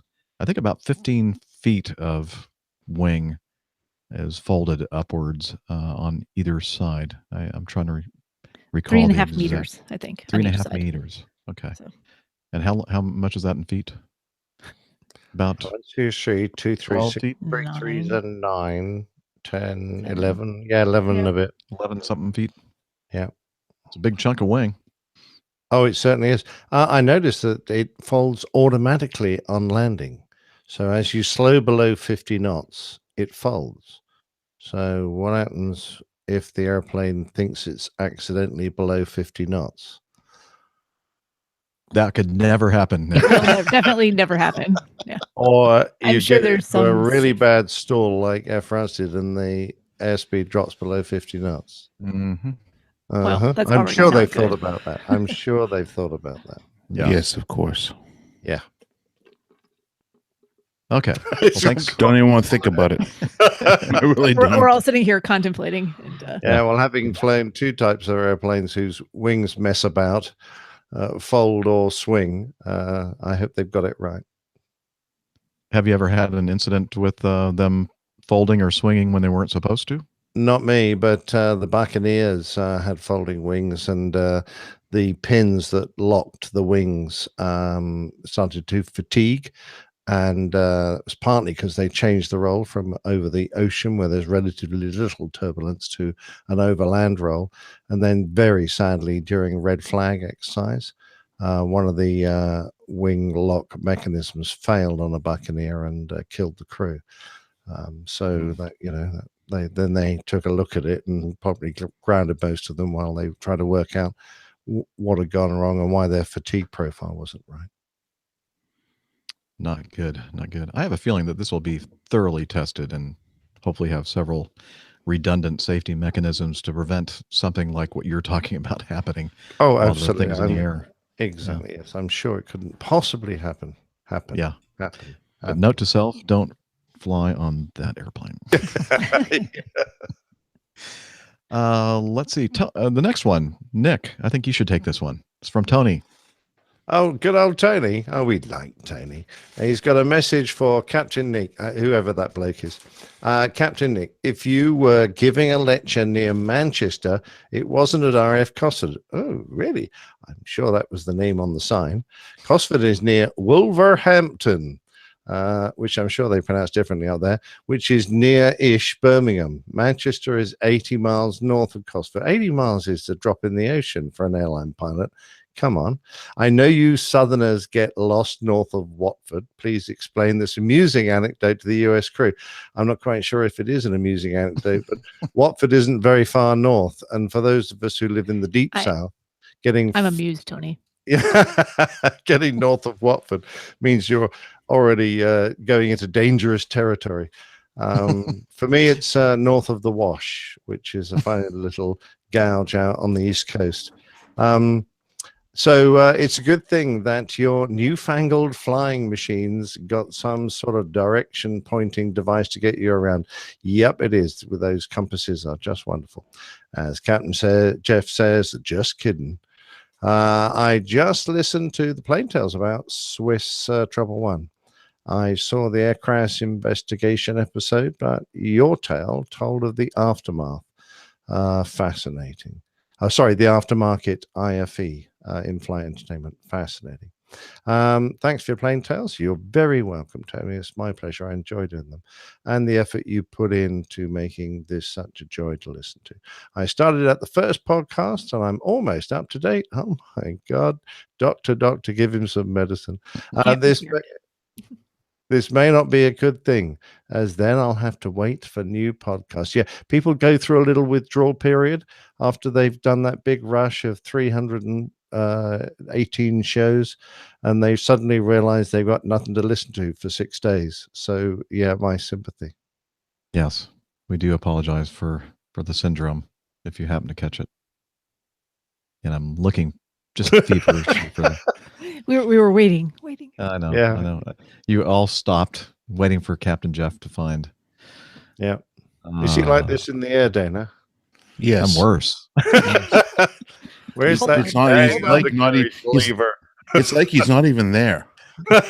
That's right. He wasn't. The whole So people just mistake that for me being very laid back, but it's actually I'm asleep, unconsciously the confident. final frontier. All the places that Jeff's mind goes. Yes. There we go. These are the voyages of Jeff. APG syndrome.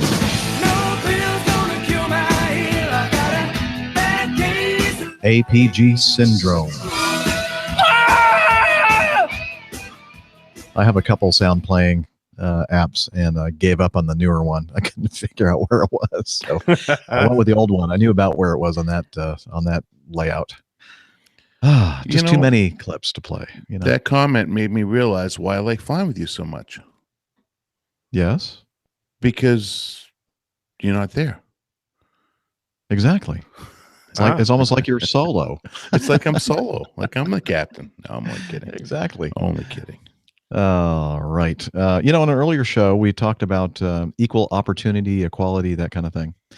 And Ben Ippolito chimed in, and he said, absolutely. As a check and training controller, I don't care about if you're male, female, whatever religion, orientation, etc., etc., etc., as long as I can train you to the level where you can safely direct traffic in accordance with the regulations by yourself consistently. The caveat to that is we shouldn't be aiming for targets in how many of each minority we have in our ranks. Best person for the job. We actually need to entice more minorities to apply for the job. Strangely enough, if your applicant pool is majority white male, then the majority of your recruits are going to be white males. Anecdotal evidence actually shows that women could actually make better controllers than men. And then he did one of those emoji things with a wide open mouth. Shocking. Yes. So thank you, Ben, for chiming in on that. And Why that's what only we were saying. anecdotal evidence? I mean, surely there must be Because no one's some actually actual done the studies. study. No, Oh, have they not? who's throwing money at that to do actual studies? We should volunteer to do the study. Maybe make some money. Yeah. I mean, No, I think you'd just be spending money at that point. So. We seem to have a pretty high proportion of lady air traffickers in the UK, and even the one that sings, they're very good controllers. I don't like the one that sings because I just find her singing a little annoying. But she sings while she's doing her job as air traffic controller. Yeah, she has kind of a sing-song voice. So, okay. Rather than speaking, she just projects her voice I like actually notes. know of a male controller that sounds very much like that. Oh, really? That's not something that's an equal opportunity thing as well. Just say who singing enjoys singing controller. on their job while they're controlling air traffic. Love it. So I was looking at a chart of like percentages, breakdowns, male, female, and the different minorities and that kind of thing.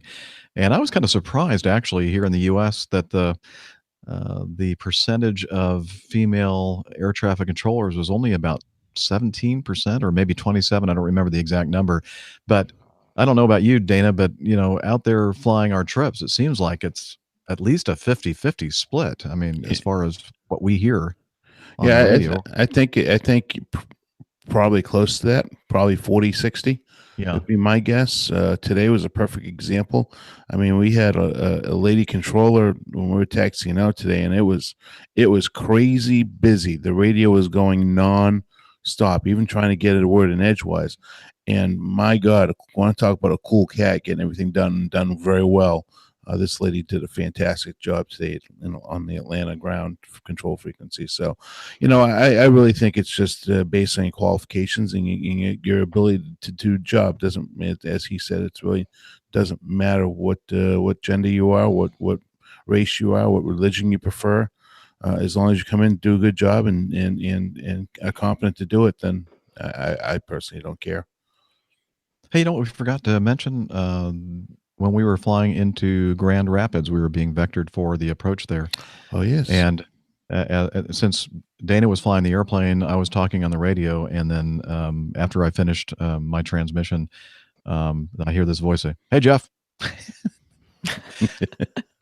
Who is that? And then I thought, oh, wait a minute.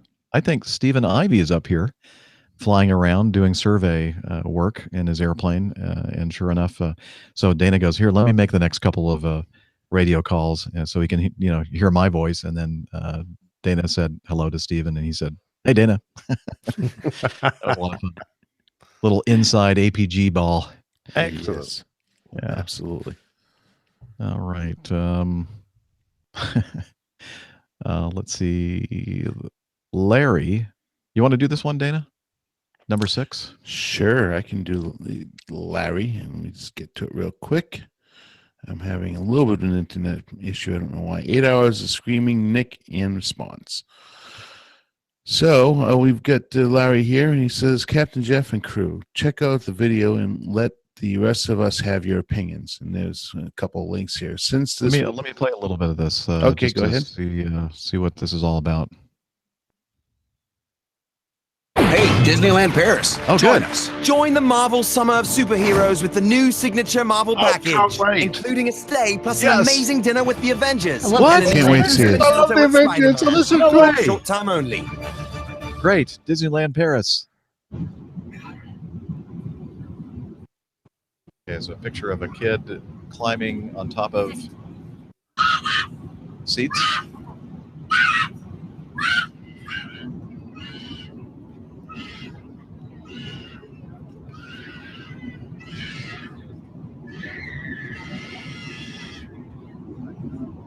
Okay. You sure it's not a parrot? It sounds like a parrot, doesn't it? Is it an emotional support child? It wasn't the most sports child. This is amazing. You got to watch this video. This kid, quite literally, he goes on here. Since this was in progress, still on the ground, why could the cabin crew remove the source of the noise? I am reasonably docile, but after 8 hours, I've been a bit. Well, Captain Nick might have been a bit. Been a polite British term to apply. Ta-ta for now. Yeah, it says Captain Nick might have a polite British term to apply. Oh, term. I'm sorry. I'm reading from far away, and I guess I'm starting to need some glasses here. A Get polite glasses, British Captain. term to apply. Yeah, maybe that's what's going to happen. I'm going to upgrade the. Uh-oh. Dana, are you there, man? He's frozen. Dana. Yeah, your internet is freezing up on us. So would you have Captain Nick some kind of a polite British term to apply? I don't know. I did actually reply. I don't know if I'm the best person to say this, but I replied to Larry and I said, at the risk of being tautological, I might have been affronted and querulous, turning rapidly into splenetic antagonism, followed by indignant exasperation. That's exactly the way Nick talks all the time. Much easier to go emoticon unhappy. Yes. Am I back yet? Yeah, you're back. Kind of. Okay, welcome back. Do you want to have a go at that bit then, Dana? No, I know. I heard you completely. So we just couldn't hear you. You were all frozen and you weren't talking anymore. I don't know what's going on because I'm hardwired to my router, not via Wi-Fi. So it's got to be an internet issue in the neighborhood. Yeah. So, okay. Well, you never get those kind of issues where you live. Yeah, never. So, this guy posts this video and has 4 million views. And there are some people that are kind of pushing back a little bit and saying, it wasn't really that bad. But I don't know. That was pretty good evidence that it was pretty annoying, at least. And the fact that it looked like the mother of this toddler wasn't doing much to keep this from occurring. I don't know. What do you think, Steph? I think I'm with Larry. After 8 hours of that, I would not have been the happiest person on that aircraft. So, yeah. Why the toddler is being allowed to climb up on top of the seats? I'm just thinking, you're on an airplane, and that's your precious 3-year-old or however old it was. Yeah, 3-year-old. Did they say whether did the child have some sort of medical condition, or was it an autistic child, or something else going on that may have accounted for? Sometimes there are things that you can't. Yeah, no, I understand the safety point of view of it, but sometimes there are factors that make the situation much more difficult to control than you would normally expect. So, just benefit of the doubt there, perhaps, but I think any reasonably sane person would be very annoyed after 8 hours, no matter what the circumstances are surrounding it. So, but I don't understand how it's the airline's fault. Well, apparently before the flight even left the gate, there was an issue, and the mother basically begged them to allow them to stay on the airplane. And right, so maybe they're thinking, well, maybe the airline should have gone ahead before it got to this point and just took them off the flight. But I don't know. That would be a very difficult position for an airline to be in, to take a child and a mother off the flight because the child's being disruptive. Well, all you do, Dana, is just grab them by their ankles and just drag them through the aisle and knocking their heads on the. Oh, wait a minute, that was another thing that happened. Well, or you can be like Northwest Orient one day that had a child just like that and gave them, I think it was Benadryl or something similar in the drink and put the kid to sleep. So, yeah.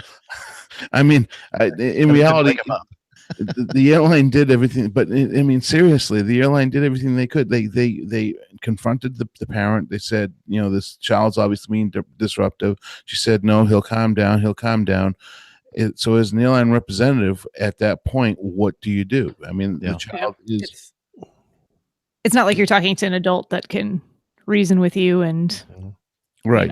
You understand the consequences of their actions. So it's a hard situation. I don't think the airline is to blame there. So no, but I don't think the airline should drug the child.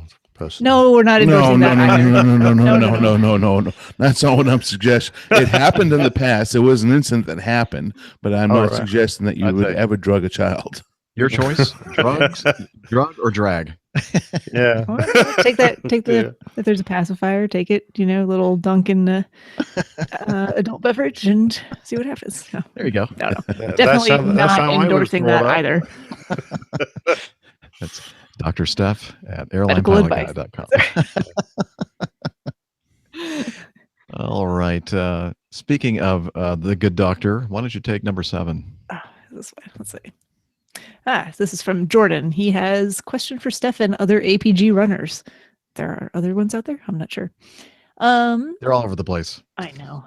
He says, hello, this message is for Dr. Steph and the rest of the APG family. I was just wondering if you or anyone else is planning to run this year's Marine Corps Marathon, also known as the Marathon of the Monuments in Washington, D.C. The race is scheduled for the last weekend in October. I and a few other of my friends will be in attendance as this is our favorite marathon of the year. Well, if anyone is planning to come run this year's race, they're welcome to get in touch with me and maybe we can have a little meetup the evening before the race. Cheers, Jordan. Jordan, sadly, I am not running the Marine Corps Marathon. It is on my list of marathons to do at some point in the future. It sounds like you run it regularly, so maybe in a upcoming year, if I sign up for it. I've got your contact information now, and we'll plan a way to meet up for the race. This year, I'm running Chicago, which is early in October, and then New York, which is early in November. So Marine Corps does not fit into that plan very well for me this year, but I suspect there might be a few other runners out there in our community, and we have your contact information. I think we'll put that in the show notes, correct? Yes. So people can we get in will. touch with you and have I was in Washington when this marathon went by my hotel. I'm in the Omni showroom at Washington, and they ran on the route just past the hotel. And I was trying to sleep in the afternoon. I couldn't because, every like 2 minutes I was woken up by all these people going, hoo-ha, hoo-ha. Hoorah. Hoorah. Hoorah. Or hoorah. If you're gonna do it like a Marine, you gotta do it like a Marine. I'm sorry. Hoorah. I'm not qualified. Are you a I'm not Marine? I qualified. didn't realize. No. Got plenty of friends that are Marines. Anyway, All they're right. very noisy. I'm just happy to know that there are other APG syndrome sufferers out there who are also runners and sufferers of that other problem that's unrelated to aviation. So we have multiple problems. I ran once. Mm-hmm. Long time ago. Did you catch the bus? Far, far away. Well, Captain L says he ran once. Someone said the restaurant was closing. There are a lot of people who will run for emergencies, such as food or being chased by some large predator. Or getting to the bar before they close. All right. important, valid reasons. All important things. All about the health and fitness. All right. Jeff? Yeah. Yes, Dana? I was going to ask how soon before Plain Tales because I want to restart everything.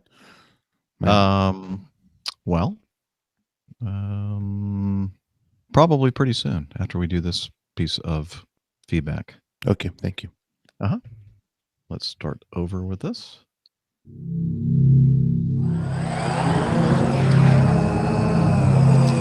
All right. You know what that means? This was sent in from somebody named Liz. And let's see, the headline is $20,000 male drone takes flight and hits a wall. The technology needs The female drone, I don't think was. You beat me to it, Steph. I didn't know you could sex a drone. I was going to say the female one was much cleverer. MAIL drone. I guess if you're just listening and not reading what I'm reading, you're going, well, yeah, I didn't know they had genders. Want to know why male, MAIL, drones aren't ready for prime time? Well, Russia can tell you. The Siberian town of Ulan-Ude was expecting to beam with pride as organizer Rudron Expeditor 3M tested a postal drone. That's probably the word we should have used at the beginning. A postal drone in the area for the first time, but they left red-faced after the inaugural flight went spectacularly wrong. The hexacopter courier went haywire moments after takeoff, smacking into the side of a building at high speed, as you can see in the video below. Let's see, we'll have a link to the article here so you can look at the video as well. And it is pretty embarrassing. The hexacopter courier went haywire. Oh, I just read that. It went from technological triumph to an embarrassing pile of scrap metal in a matter of seconds. It was a costly crash, too, as the drone reportedly cost about $20,000. Now, I'm looking at this drone. I'm thinking, well, it's a nice-looking drone. It's big. $20,000? Holy cow. That's pricey. Is that in what currency are we talking? That's U.S. dollars. It's presented in this article from what source here? Let's see if I can get that. Engadget. Engadget, yeah. Yeah. So, yeah. That's a lot of money, a lot of moolah for a drone. It's not certain what went wrong, although regional leader Alexei, I don't know how to pronounce that. TSYNOV. I'm not even going to attempt that one. Speculated to Reuters that the 100-plus Wi-Fi signals in the area might have played a part. Mind you, we'd take that theory with a grain of salt. Postal drones have flown in denser urban areas than this, so it's not as if Wi-Fi is guaranteed to cause havoc. Not exactly a shining moment for the Russian Post, however. The state mail carrier has tried to disassociate itself from the crash, but it had clearly lent its approval with its logo slapped all over the package and the launch pad. And when Russia Post has been hoping to field delivery drones for years, this is a serious snag in its plans. Something tells us it won't rush to roll out more drones in the immediate future. So that's an interesting drone story. And yeah, watch the video. I think it's quite amusing. Have a smashing time. Have a smashing time. Luckily, it didn't fly into somebody and hurt somebody. Right. Okay. Well, I think now might be a good time for us to play this week's installment of Plain Tales.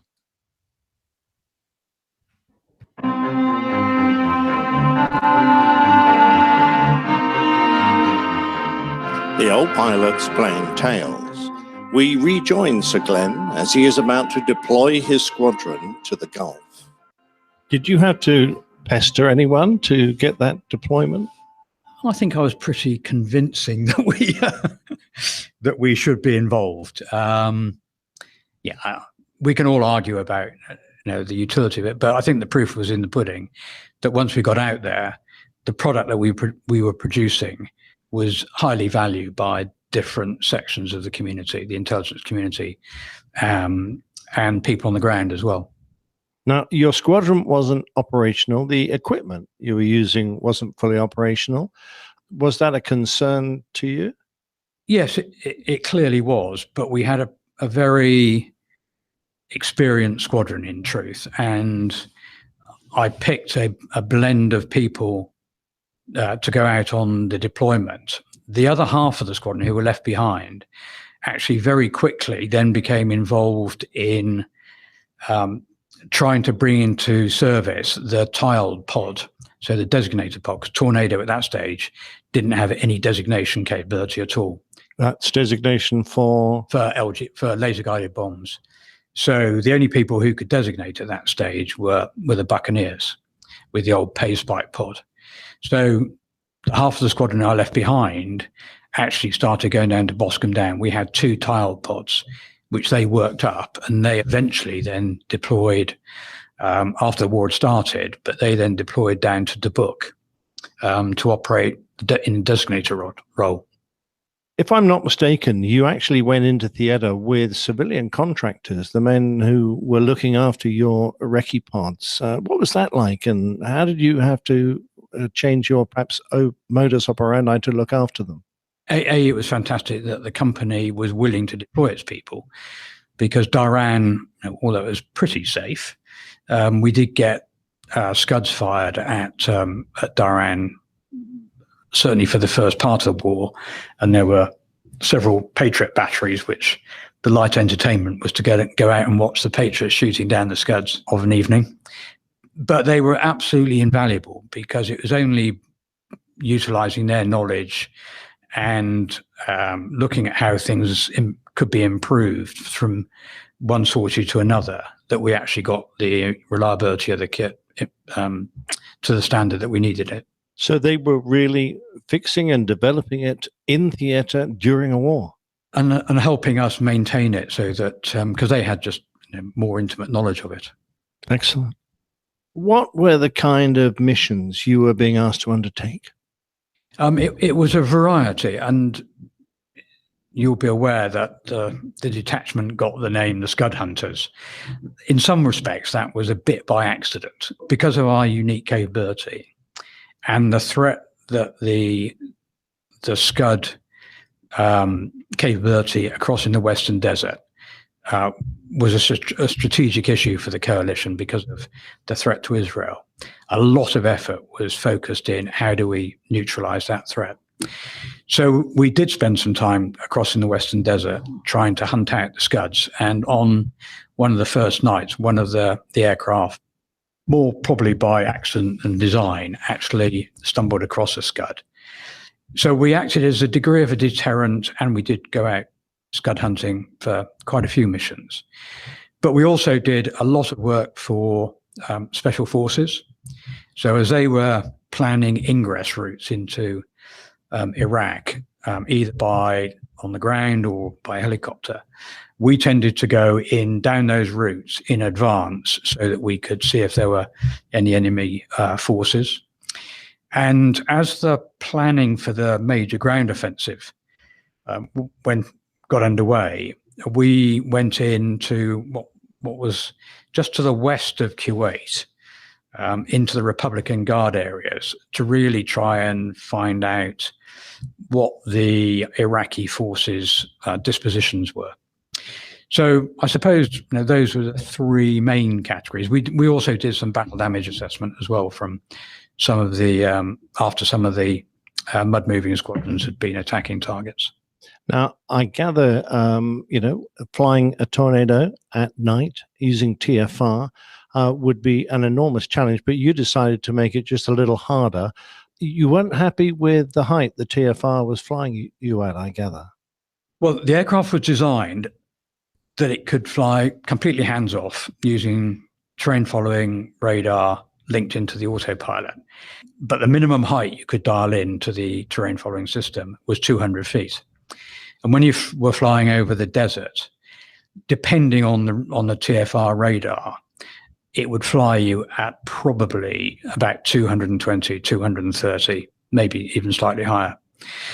And there were occasions, because of some of the threats, like SA-8s, that probably wasn't going to be low enough.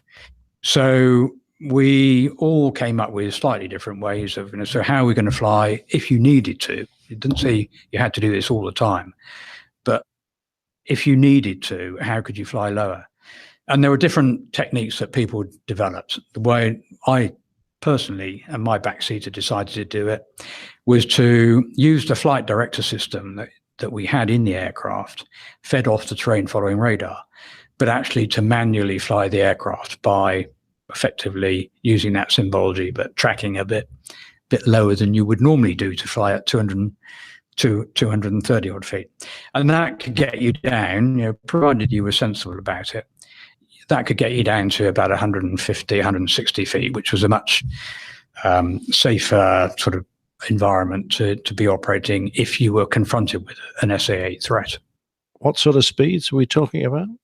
Again, we used to sort of cruise around about 480 to 500, but if you needed to, the jet would easily do 550, 560 odd. We used to carry, because all of our equipment, our recce equipment was internal, so we could carry 4 fuel tanks, which gave us quite a long range. But virtually every mission we did included air-to-air refueling. So you'd normally take off, go up to a tanker, fill up, and then descend down to low level, because we had to operate at low level throughout the campaign. And then quite often you come, after you egressed, you go back up to a tanker, refuel again, and then come home. So let me get this right. You're at night in the dark in a hostile environment, hand flying the aircraft at 150 feet, around 500 knots over the desert. For some of the time. You didn't want to wear yourself out. If I had a hat, I'd be taking it off right now. Perhaps you could work your way through a sortie you remember as being a particularly interesting one, so we can get a feel for what your day in the life of a 13 Squadron recce pilot was. Well, I think one of the ones that sort of sticks in my mind really was, I mentioned about flying, we were tasked into the Republican Guard area. These weren't particularly long sorties because it was just to the west of Kuwait. But typically what would happen, we still went up to the tanker, filled up, flew as a singleton, as I say, always at low level. This was quite an interesting one because it was the first aircraft, tactical aircraft, which had gone into the Republican Guard area. So nobody really knew exactly what was there. And my backseater and I sort of had a bit of a plan if you did get hit by some enemy fire, be it AAA or a SAM system. And we'd figured out that we would, wherever possible, be pointing, where we could, be pointing at pointing south towards the Saudi border, so that if you did get hit, you could at least try and be pointing in the right direction for a safer environment. But so typical mission, up onto the tanker, about 20 grand. The weather actually during the whole of the campaign was quite poor. People don't realize it in the desert, but some of the most dangerous bits of the mission were actually doing the air-to-air refueling at night. So you go up on the tanker, you'd fill up, you then descend down to low level, and there were very clear routings that you had to follow to get into Iraq. So you deconflicted with our own defenses and such like. So you'd be down at low level by the time you cross the border. This particular mission, we decided we were going to go as fast as we could to keep the time over enemy territory as short as possible. But actually, it was a really bright moonlit night over Iraq. And although we used to carry night vision goggles, we didn't actually used to use them. But the moon was so bright, you could virtually visually fly, even though this was sort of 2 o'clock in the morning. So anyway, we did our routing, we did all the points of interest that we'd been tasked to fly. And actually, the other really vulnerable part of the mission, we always felt, was actually as you egressed out of Iraq, because you were transitioning from 200-ish feet back up to medium altitude, so you could then enter the transit corridor back to base. And that was we viewed as a vulnerable period, because you were obviously back up at medium altitude, didn't quite know what the sound systems were up to, and there was also our own defenses as well, be it Patriots or our own fighters as well. And there was always the problems of identification, of course. So no, it was a really interesting mission. Saw a lot of kit once we got back on the ground and were analysing the data, and it provided us with a bit of reassurance, to be honest, that we could operate in that area with a reasonable degree of survivability. What were the areas where you were engaged the most by the Iraqi forces?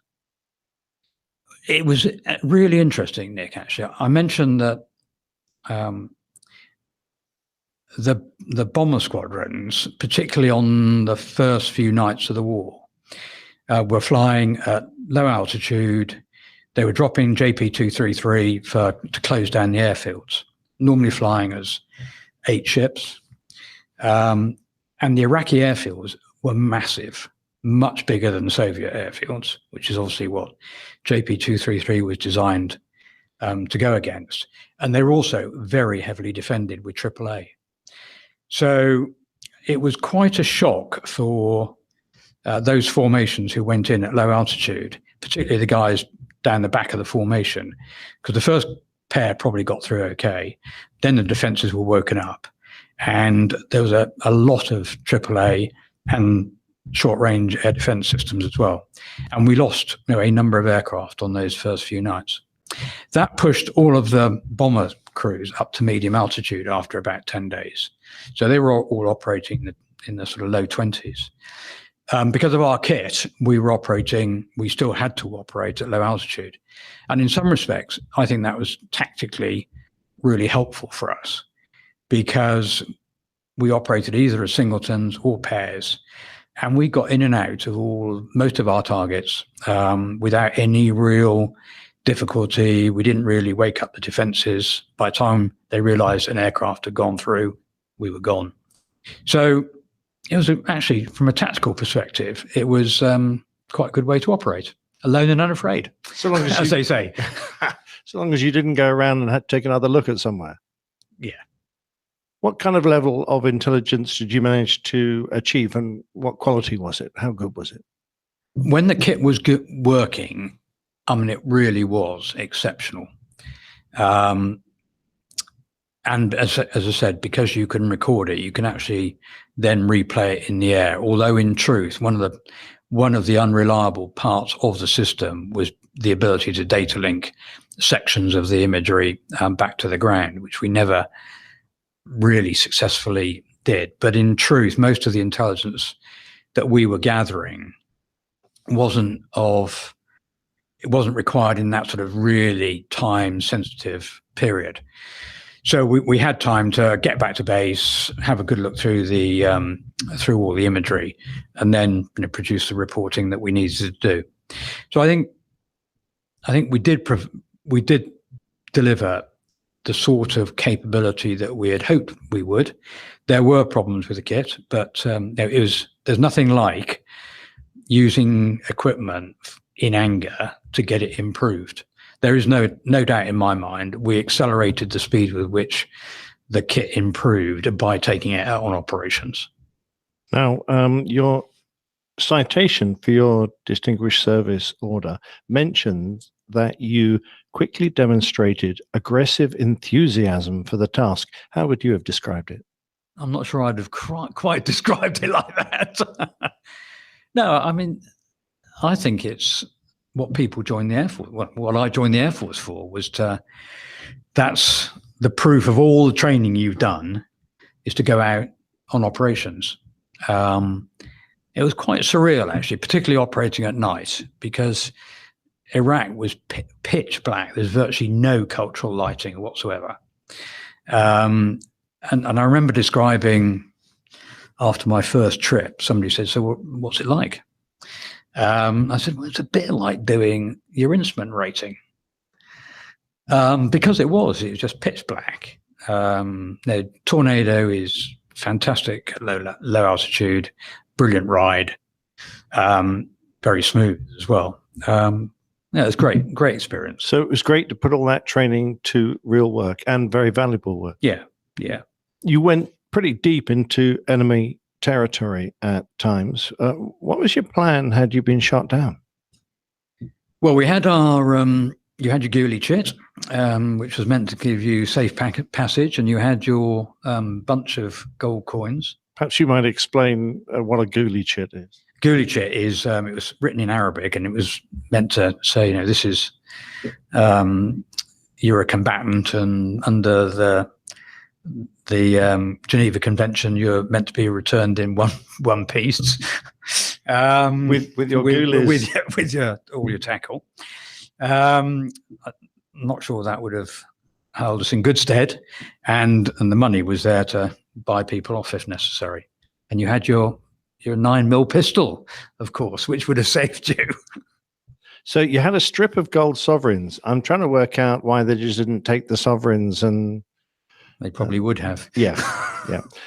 Were you allowed to keep them at the end of the war? I think I was just, when you asked me the question, I was trying to recall. I think we were allowed to keep one of the sovereigns, provided you return them all at the end of the war as a souvenir. Well, if there's some blanket stacker out there who's looking for a loose gold sovereign, we now know where it is.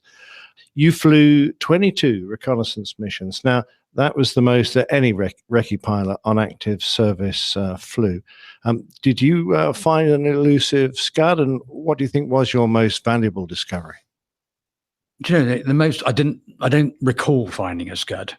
The most satisfying trip we did, was actually the ones we were doing for the special forces, because you talk to the units, and it was very much a mutual plan as to what were they after from you. We were trying to make sure that we could deliver that and use the kit in the most appropriate way.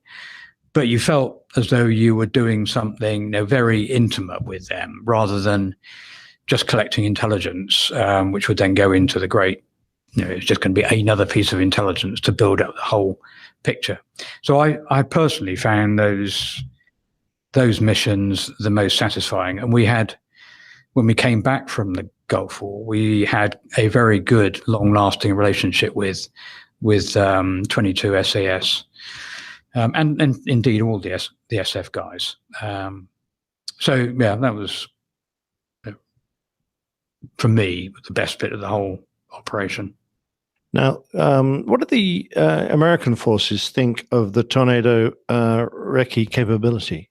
I think at the time, you've got to realize it was a capability nobody else had. And interestingly, the RAF had always seen the value of tactical reconnaissance.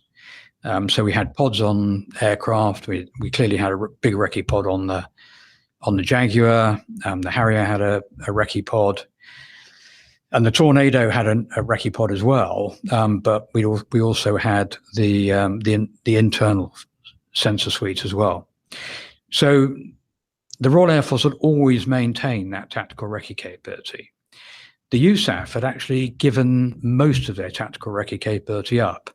They were very good at strategic reconnaissance, clearly, with things like U-2, Mesa-71, all their space-based assets. But we did fulfill that sort of niche capability in many respects. That said, I mean, the USAF had, well, they'd gone through that period of RF-4s and such like, but most of that had been given up. So they felt it was useful, just as it was in the second Gulf War as well. We have reached the point in Sir Glenn's interview where we moved on to other subjects. For the moment, I just want to thank him for giving up his valuable time and for relating such an intense and demanding period of his life so well. By the end of the war, the 13th Squadron detachment that he led had flown some 128 reconnaissance sorties. However, this was not the squadron's only contribution, as we will find out next time. I cut it off this time. Yeah, well done. Yay. Oh, it was this guy is so fascinating. I understand what you've cut off. You'll have to explain now, Jeff. Well, Nah, just leave the I'll leave all this listeners out. wondering. Another fascinating plane tale, the second installment of this really fascinating interview, Nick. Yeah, he talks so well. He's such a modest guy, Glenn, yet he's such an exceptional pilot. But even so, the way he describes doing those hand-flown night low-level, incredibly high-speed missions over enemy territory, just, I was sitting there with my eyes wide open going, I really, I find it hard to credit what skill and determination and bravery you'd need to do that kind of flying. I was very impressed. So I think he was well deserving of his Distinguished Service Order. It's fine. And in the show notes, and of course it'll be on the website, his full citation is there. And you won't get that if, of course, you go to iTunes. So just go to our website if you want to read the full citation of his medal. Glenn moved on to some very interesting jobs, which we cover in the next interview, and some of which were quite controversial. So just as a little taster, I know that an awful lot of British aviation enthusiasts were horrified to know that to find out that the Harrier was being taken out of service earlier than it might have been. And Glenn was the man in charge when that happened.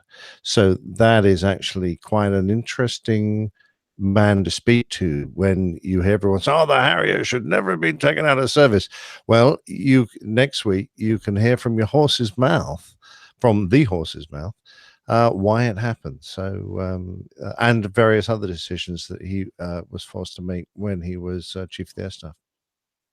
I can't wait to hear it, but I'll have to. Yes.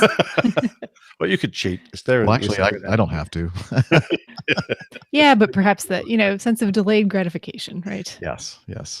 Just, dear listeners, imagine that we're waiting along with you. Is that like a tantric podcast? No comment. All right. This next one is from CG Guy. Is that for Center of Gravity? I don't know. Good morning, afternoon, evening, Captain Jeff, Captain Nick, Captain Dana, and Doctor. But can't we just call her Captain because she does fly her own plane and is technically the captain, Steph. That's a mouthful. Okay, Captain Steph. Yeah, that's a lot to add in front of my name. So we can just leave it with. Yeah, that would be kind of tough at parties. Doctor. And who is this? Well, Doctor, but can't you call me Captain because I do fly my own plane and technically the captain, Steph. Yes, I'm going to insist that you all address me as such. That's my official title. Technically, the captain stuff. That's right. We can do that. All right. Going on with CG Guy. Been a listener since last summer and have been hooked from the first episode. The stories and life discussed on this podcast have always been inspiring and something to keep me occupied on the daily commute. This is the first feedback I'm sending in, and I want to say how thankful I am for the time and effort you all put in to make the show what it is, which is accurate and excellent. He put that all in caps. He screamed that one. And which show is he listening to? I don't know. I think it said something about, well, it's not our show. Yeah, I don't think his assessment is actually accurate, but there you go. Yeah. Well, let's not be too hard on. With the wealth of knowledge and experiences of those on the crew, I want to ask a question for my first feedback. Keeping the length details brief, I'm a 26-year-old U.S. military member in a non-flying role, considering the options of either pursuing a commission and a career as a military aviator to take me to military retirement, which would be age 40 in his case, then move to the airlines, or make the move to the airlines in the next 2 years and begin the career earlier. I've always had a love of aviation and wanted to be a fast jet pilot like Captain Nick, but in looking at the options and my priorities, which center strongly around time off to be with family and watch the kids grow, I have found myself thoroughly considering the airlines as a job that seems to potentially fit the bill better. This podcast and others on the subject of a career as an airline pilot have been extremely informative into some of the ins and outs of the job not always discussed, and I would greatly welcome any commentary from the crew members on what they would do given the priorities and choices listed, if in my situation, knowing the realities of both the military and airline career that have been experienced. Awesome podcast. I'll be buying you all a cup of coffee in exchange for crew logs shortly. Best. And again, that's CG Guy. Does that mean he's computer generated guy? Oh, it could be, or it could be, I just realized, maybe Coast Guard. I think that's probably Yeah. I don't know why I accurate. didn't pick that one up right away, but you know. Well, I had to get into that second paragraph of the email before it made more sense. Yeah, that's true. We don't think of the Coast Guard as military in this country. They're more like the police. But yeah, well, I know people in this country that don't consider them military either. Not me though. I'm not one of those. But I have heard people make comments like that, and I'm thinking, oh, come on. They have the same great training that all the military. Absolutely, yeah, and held the same standard as well. Yep. Mm-hmm. Let's see. So, who wants to chime in about his question, his predicament? What should he do, knowing that whatever you say is going to be taken seriously, and if you give him the wrong advice, then it's going to be on your. It's going to wreck his life. You're personally responsible for. Yes, you're personally responsible. Is this the point at which we should do the legalese? Yeah, perhaps we should get a professional sounding statement. I don't know. I wonder what kind of a pension he will generate if he stays in and to the age 40, because that for me is a very strong motivator for staying in and generating a great government pension, if that's the situation for him, and what rank he might come out at and how much that might help him out in future retirement.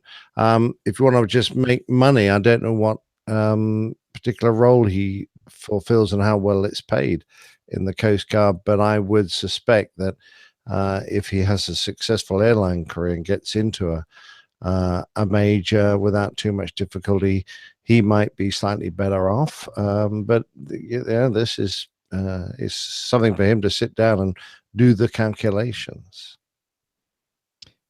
Yeah, this comes back to there's always going to be these debates, and people ask similar questions about looking at different airlines, regional airlines, major airlines, military, not really any different.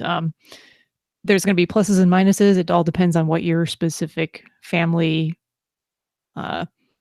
geographical situation is, where you want to be, what you want to be flying, and how much you enjoy, your role being in the military now too, I think is part of it. So if that's something you want to continue to be a part of, even in a different role as an aviator, then by all means do that and consider all the things that Nick just said. But if you're looking for something different, then maybe it's time to make a switch. So, Dana?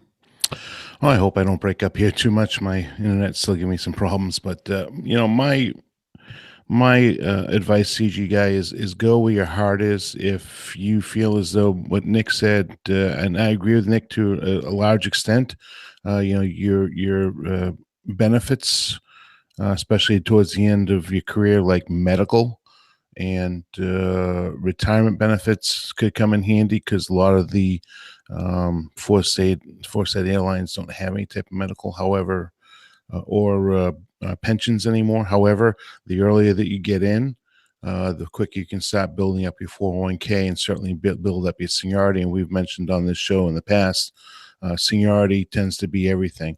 I don't see the hiring boom coming to an end unless there's a world event. So if you wait around for a little while and spend the last 25 years of your career flying, after you retire at 40, there's not so much harm involved as far as you're flying into the career. You'll still have the great opportunity to build up a great experience, and of course have a choice in where you want to go once you reach that point. The only other thing that I would say is certainly your family consideration is the top and most high priority in what you want to do. I don't know if the airlines necessarily would give you a better quality of life initially being junior. However, as long as the airlines continue to hire at a rapid rate, your seniority would rapidly grow and your quality of life would get better. So that's something you might want to consider as well. So I don't know. That's a hard one. I certainly salute your service to our country, and I hate to see military personnel leaving that to go to the civil sector. However, you really need to make the best decision that is best for your individual case. Either way, I think it's a win-win situation. It's just a matter of what you want for the rest of your career. Very good points made by all the crew. I would just add that if you're 26 years old now and you're considering pursuing a commission, which I'm trying to read between the lines here, it means that you're a non-commissioned officer in the military and you want to perhaps be a military aviator, which means you have to be an officer. So you have to get that commission. You have to get the college degree to become an officer and get that commission. So, time frame, how long is that all going to take? And then actually get a pilot slot, which I'm sure is pretty competitive, although now they're really hurting for pilots, so maybe it's not quite so competitive. And so you're probably going to be in your early 30s, I would imagine, or I don't know, maybe you can do it in a couple of years, and then retire at 40. So you maybe have 10 to 12 years as a military aviator, possibly. So that's something to consider. But I don't know. I wish we had a crystal ball to say, oh, you should definitely do this. You'll be much better off. Because, I used to think that the people that were leaving the military when I did, that they were kind of not crazy, but it seemed like such a time commitment to continue to be in the military reserves or guard, and at the same time do your airline flying as well. And I'm thinking, for what? For a little bit of money when you retire or I guess you start collecting that when you're 62 or something. Or no, if you retire the complete 20 years or whatever, then I guess you get to start pulling that retirement out right away. I'm not sure exactly how that works, so don't correct me. if you're thinking about sending me an email right now, sorry, I'm probably screwing all that up. But anyway, let's just say that you do the career as a military aviator, retire at age 40, you start collecting the retirement, and then the having the health benefits and such. I used to think the guys who were doing that were kind of like, it wasn't worth it. But now, in hindsight, I look back, the peers that did do that and put in all that time to fly in a reserve unit or a guard unit, I think we're actually pretty smart, because I didn't realize how important it would be as we get older and healthcare is becoming so expensive now, how important it is to have that big benefit, as Dana mentioned, having that healthcare benefit to take care of you as you get older and you need more medical assistance and such. So, but on the other hand, we talk about this all the time here in the States, a seniority-based system. It's very, very crucial that you get in as early as you can if you're going to make the most out of your airline career. So, yeah, if it sounds like I don't really have a definitive answer, it's because I don't have a definitive answer for you. It's just like, as Dana said, go with your heart. Whatever you see yourself doing and see yourself most happy with, I think what you should do. Agree. Well Sure. said, Jeff. Very, very well Well, said. I don't know if it was well said or not. It wasn't very understandable even to me. So It was very understandable. Yes, it made You all had great very sense. valid points. So all right, very good. So we hope we hope we hope that we helped you, CG guy, and your question about what to do.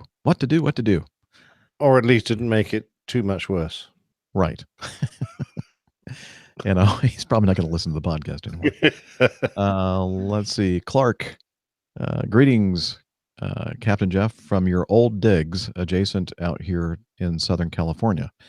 I'm a now former Piper Tomahawk driver, having put my final hours in the Tomahawk, aka the Flying Brick, a couple of years ago when an airworthiness directive suggested that the wings might come off during high load maneuvers, like, spins, which you'll get a lot of practice recovering from in the PA-38. I got so good at spin recovery that I'd find a way to do a few practically every time I went up.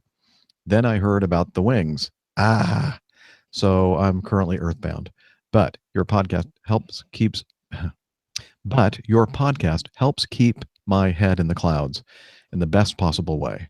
That and the fact that I live a stone's throw from 16 right at VNY, Van Nuys. Best to you and the APG crew. Yours in aviation, Clark Tufts. It's Clark in Cali. Oh, he's grounded. Poor chap. Yeah. Yeah. Was that? Let's see, the Tomahawk. No, that wasn't the one that was the Riddle accident. That was a different type of Piper. No, right? that was a Arrow, I think. That was an Piper. Arrow. Okay. Yeah. All right. Well, I think it was hello. a good decision not to fly an airplane that had the wings of which used depart. Yeah, come off. that's not a good thing. Fall away. Not a good thing. Speaking of, did you just say PA-28? No, 38. 38. I'm getting confused with all these PAs.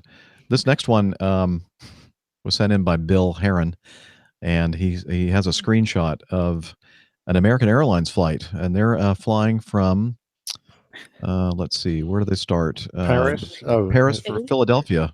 Yeah. And in a PA-28. Yes. I'm sure they had a lot of non-stop. passengers on that flight, and Yep. hope they're good at swimming. American Airlines launched transatlantic service yesterday using a Piper PA-28 201T, or at least that's what our receivers saw at FlightAware when flight AA755 departed Paris for Philly. In reality, the issue lies in a miscoded Mode S transponder. That's very funny. And they go into a little bit more detail in this article about how a single bit flip changed the A330 into a Piper. I think you should read out the binary code there so people don't make the mistake in the future. Oh yeah, you're right. You're right. So so what they put in was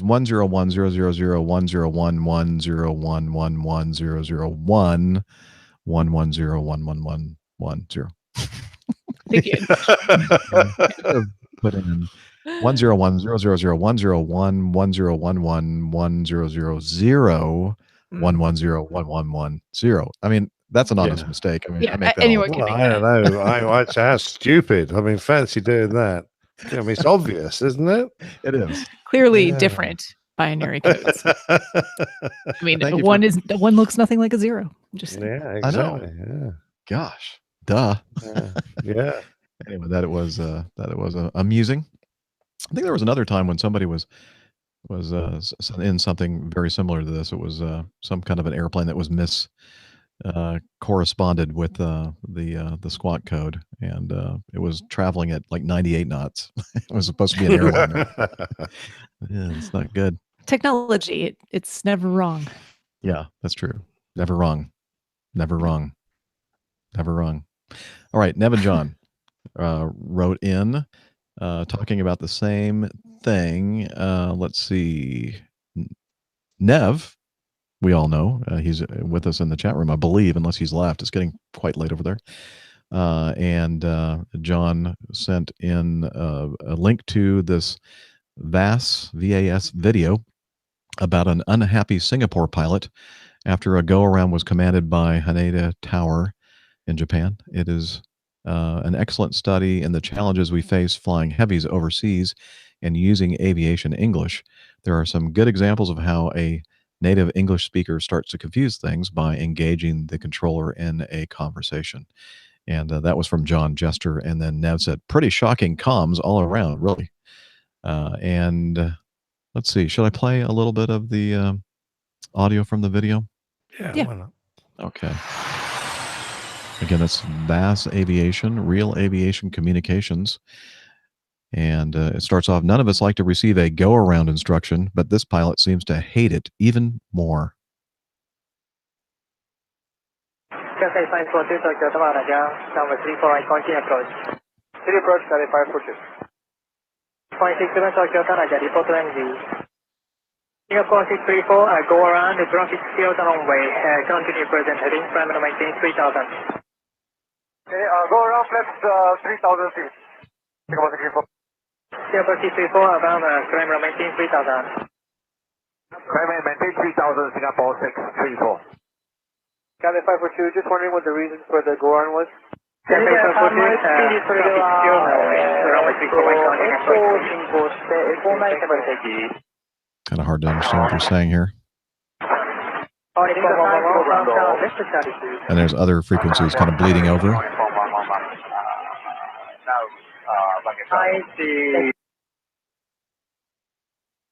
Singapore 634, this time contact the departure 126.0. 126.0, Singapore 634. Okay, departure Singapore 634, climbing 3000 feet.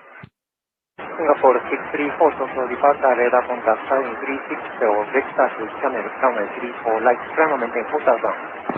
360 for camel, runway 34, right, climb maintain 6000, Singapore 634. Singapore 634, negative, climb maintain 4000. Climb maintain 4000, Singapore 634. Singapore 634, what was the reason for go around? Singapore 634, second, because the reason. I'm asking you what's the reason for our go around Singapore 634. Singapore 634, because the reason again. Singapore 634, tower told us to go around. What is the reason, please? Singapore 634, standby. Singapore 634, we are going around for traffic still on the runway.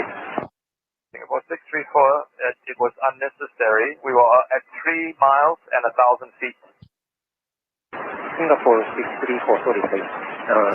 Say again, slowly. Oh, well. The go around was unnecessary. We were instructed to go around when we were at 3 miles and 1,000 feet. There was still time. Singapore 634, radar, standby. Request vector Singapore 634. Singapore 634, sun lighting 030, vector to channel. Running 030, direct Camel, Singapore 634. And it goes on. You can listen, watch the whole episode on YouTube by looking at the show notes. And it goes on to say, I guess they were kind of getting vectored around way out. And they said, we can't do that. We need to get back now because we're having a fuel issue. And it took, the communications were really difficult because the air traffic control folks weren't really getting the idea that Singapore 634, was starting to get to a low fuel state. And you know what? I didn't think that it was really that out of the ordinary for the query about why they received the go around. And I could kind of understand why the Singapore 634 flight crew were a little bit upset about it, but it didn't sound like they were I just don't extremely think they upset. were speaking to the right bloke, really, Yeah. to complain about it, because he's the tower controller. This is we're now on the radar controller. He might not even be on the airfield. He I could don't be think miles away. I don't think the radar controller even knew that he No. went around. No. What was your question? Yeah, What are exactly. you talking about? I mean, communication is a problem in Japan at times. We have had aircraft on diversions that have really struggled to, as soon as you break out of pretty standard RT calls and start trying to organize a diversion and perhaps negotiate a different airfield, and the airfield they give you isn't suitable, and you're trying to advise them. We've had guys end up in some very difficult situations because they just can't get their message across. And it does, of course, vary controller to controller, because some controllers are excellent. Others don't have quite as good a grasp of conversational English as you might hope. When you're negotiating a diversion, that's the kind of English that you end up breaking into, because there are no set calls really for, no, I don't want to go there, I want to go here because my fuel state's this and I need that, and I want to go that facility, and I don't care if it's busy, etc., etc. The complexity increases rapidly in those situations. Oh, and I should also add that the low fuel state that the guy was complaining about was just they only had a limited amount of fuel to attempt another approach before they reached their alternate diversion point. That's fuel state, and then they would have to go to an alternate location. So it wasn't like they were about to run out of fuel completely. Yeah, Josine in the chat room is asking if Singapore should have requested a pan. I personally say yes, because I have absolutely no worries at all about, if I'm concerned about my fuel state, I'll happily declare an emergency. And he even just used the term minimum fuel. I don't think the term they used was standard when they were trying to explain their fuel situation. So, I mean, we've now standardized in EASA a call for, I need to get the aircraft back pointed at the airfield now, and we call it minimum fuel, as opposed to I am running short of fuel, in which case we state an emergency and either say pan, or mayday, depending on the fuel level that you expect to land with or have reached. So, but he didn't really make that particularly clear. And I think if you're dealing with someone who doesn't have English as a first language, you do have to use very standard phraseology. Yes. And as Captain Al adds, it's imperative to speak slowly and clearly, if possible. Yeah. Yeah. Oh, ICAO. I do apologize, Captain Al. Smart ass. Yeah, minimum fuel is we use minimum fuel and emergency fuel here in the U.S. as well. Okay. Thank you, Neville and John, for that. Walt has a question. It's a good one. After Dana's discussion in 318 of seniority and 777 captains having to move to first officer if they changed airlines, I'm curious what happens to seniority numbers when one airline takes over another. For example, how did Delta and Northwest or American and US Air handle their link-ups? Did this go smoothly or cause a lot of trouble? Great podcast, Walt. Well, Walt, the answer to your question is, well, it's all over the place. Sometimes these mergers go really well with seniority list integrations, and sometimes not so great. And and it really depends on the airline. And again, it depends on, where we're talking. If we're talking about the U.S., then it's one answer. If, as we kind of found out on the last show, the world that Captain Nick and Captain Al and in the UK and in Europe, things are a little bit different. The way seniority systems work.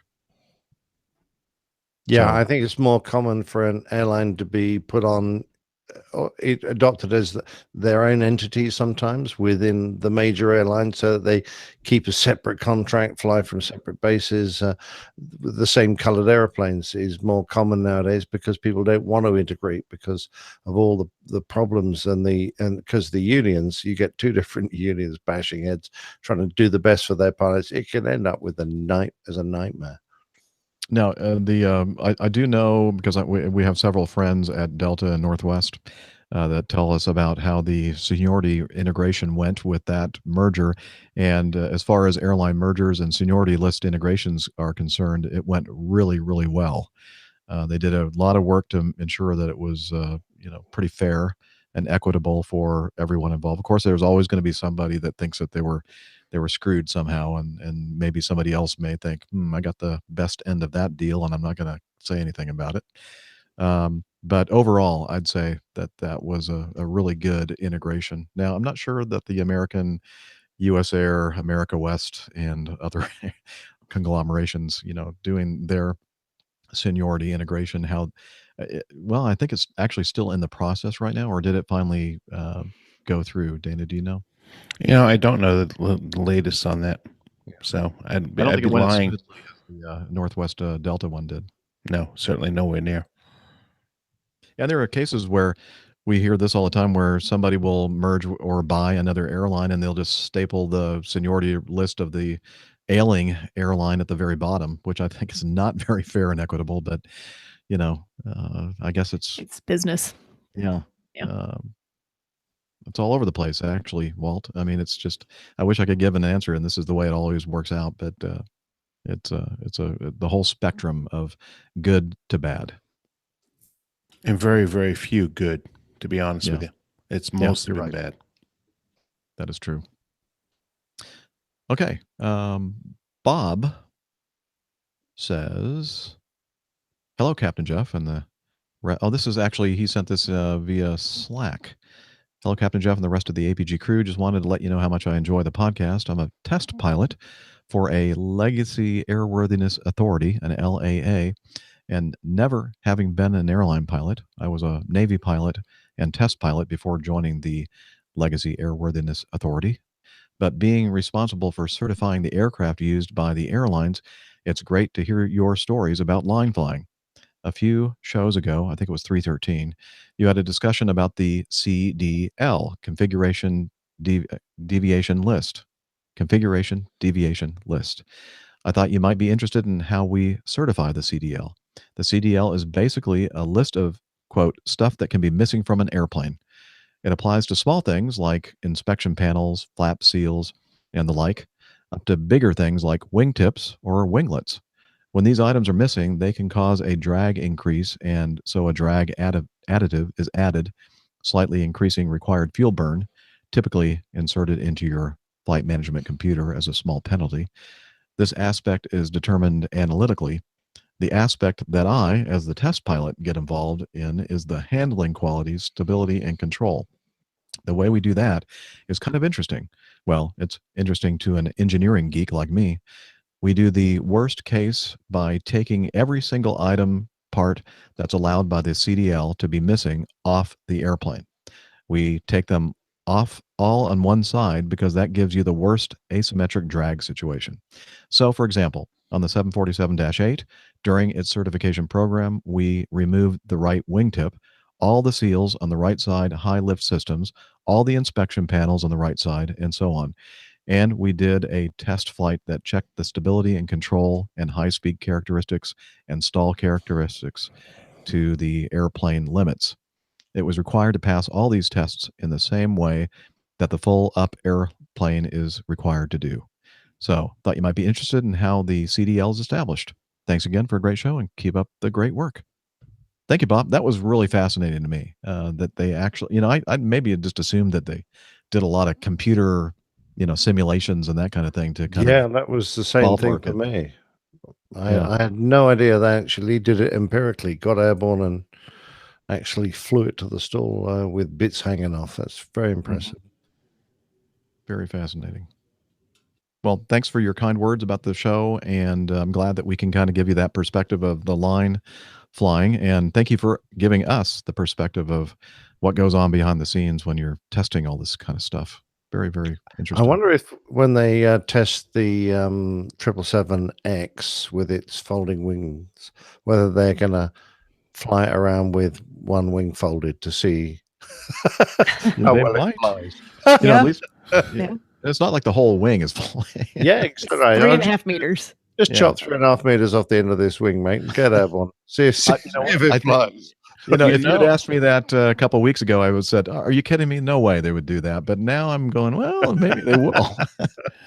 Honestly, I would not be surprised with the aircraft in lower altitudes with thicker air if that aircraft would actually be able to hold no problem with full control of the aircraft. It might, yes. It might. I would imagine it would. I mean, the length of the wingtip, is really more conducive to the high altitude regime and helping it in the high altitude. So there might be enough lift force with the thicker, lower atmospheric air to keep that airplane airborne, no problem. I wonder if they have any control surfaces on that outboard. I would doubt it. I would have doubted it as well, but yeah, I was just moving components. And I'm sure, with the modern technology that we have with wind tunnels, they can probably test this very effectively with the wind tunnel and or computer simulation, if I get that out properly. Mhm. So I would imagine that before they even tried to fly the aircraft or even design the aircraft that way, that it would be a safety factor that they would probably consider. Yeah. Well, hey, Bob, if you're listening, let us know. We're kind of curious about that 777 folding wingtip. Are you going to be flying that thing out there? If you're going to, can I come and watch, please? Yeah, take pictures. Just send us the video after the fact. Yeah. That is if you make it back. No, just kidding. Hey, he's ex-Navy. He's good. Oh, that's true. That's true. All right. Quickly moving on here. We're getting toward the end. Thomas writes, "Hi, APG crew. On a recent episode of the APG show, the topic of making an inexpensive ADS-B receiver came up.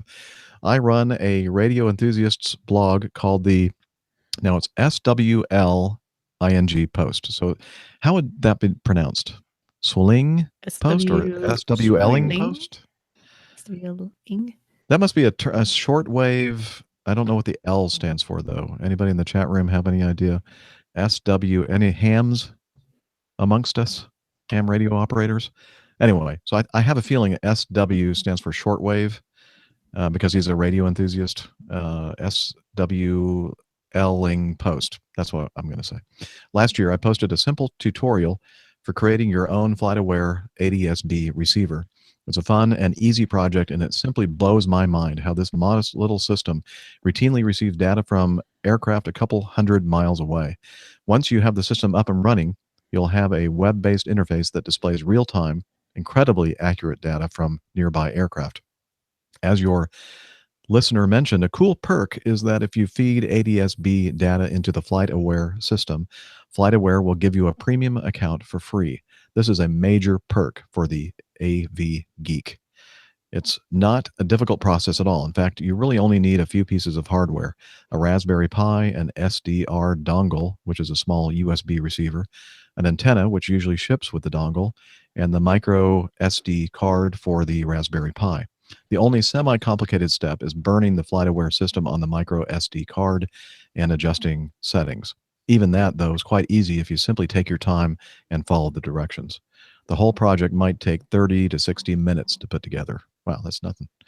I'll include a link to my article if you wish to post in the show notes, and we will, for you to see. And he said, "Thanks again for the amazing show. And soon-to-be Captain Dana, we're all proud of you. Moving to the left side might present some challenges, perhaps like when I moved back to the States after living in the UK for so many years.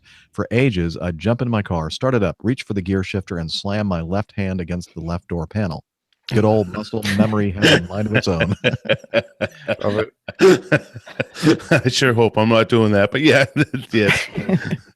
And this is thank you, Thomas. Thomas from Asheville, and again, he's I think he must host the. It does have to do with shortwave radio, but I'm not sure what the. I was looking at his blog to see if I could figure out what the L stands for. So was I. It's not clear, is it, Steph? No, it's really not. So. Well, maybe we'll figure it out eventually. And also the shortwave radio audio archive, also available on iTunes. That's part of the stuff that he has below his name. I wonder if his name is Thomas Ling. But in which case, shortwave Ling. No, it's not. No, it's not. Oh, damn. Okay. Well, I don't. I'm out of ideas. So if you're out there and you're a super hardcore aviation geek and you want a premium account on FlightAware, looks like I think it's a pretty inexpensive thing too. This Raspberry Pi and the USB receiver dongle and the antenna. I think as the other person mentioned, less than $100, and it may be quite a bit less than $100 to do this. So very, very cool. And then finally, unless I missed any other one in the lineup here, Mike wrote in. Mike Lawrence said, missed you in Detroit last week. Anyone in the DC area later in the week who wants to get together?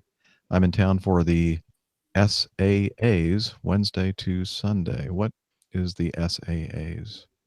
Anybody have an idea for the SAAs? Nope. Anyway, boy, lots of tests on this show. But if somebody knows what SAA is and are in DC later this week, which is basically right now. The Society for American Archaeology. South yeah, that's African got to be it. Airways. Hey, we're an aviation show. It must be South African Airways. April 11th to 15th, Washington, D.C. That's 2019. No. Wrong year. Wrong year. Wednesday to Sunday. Yeah.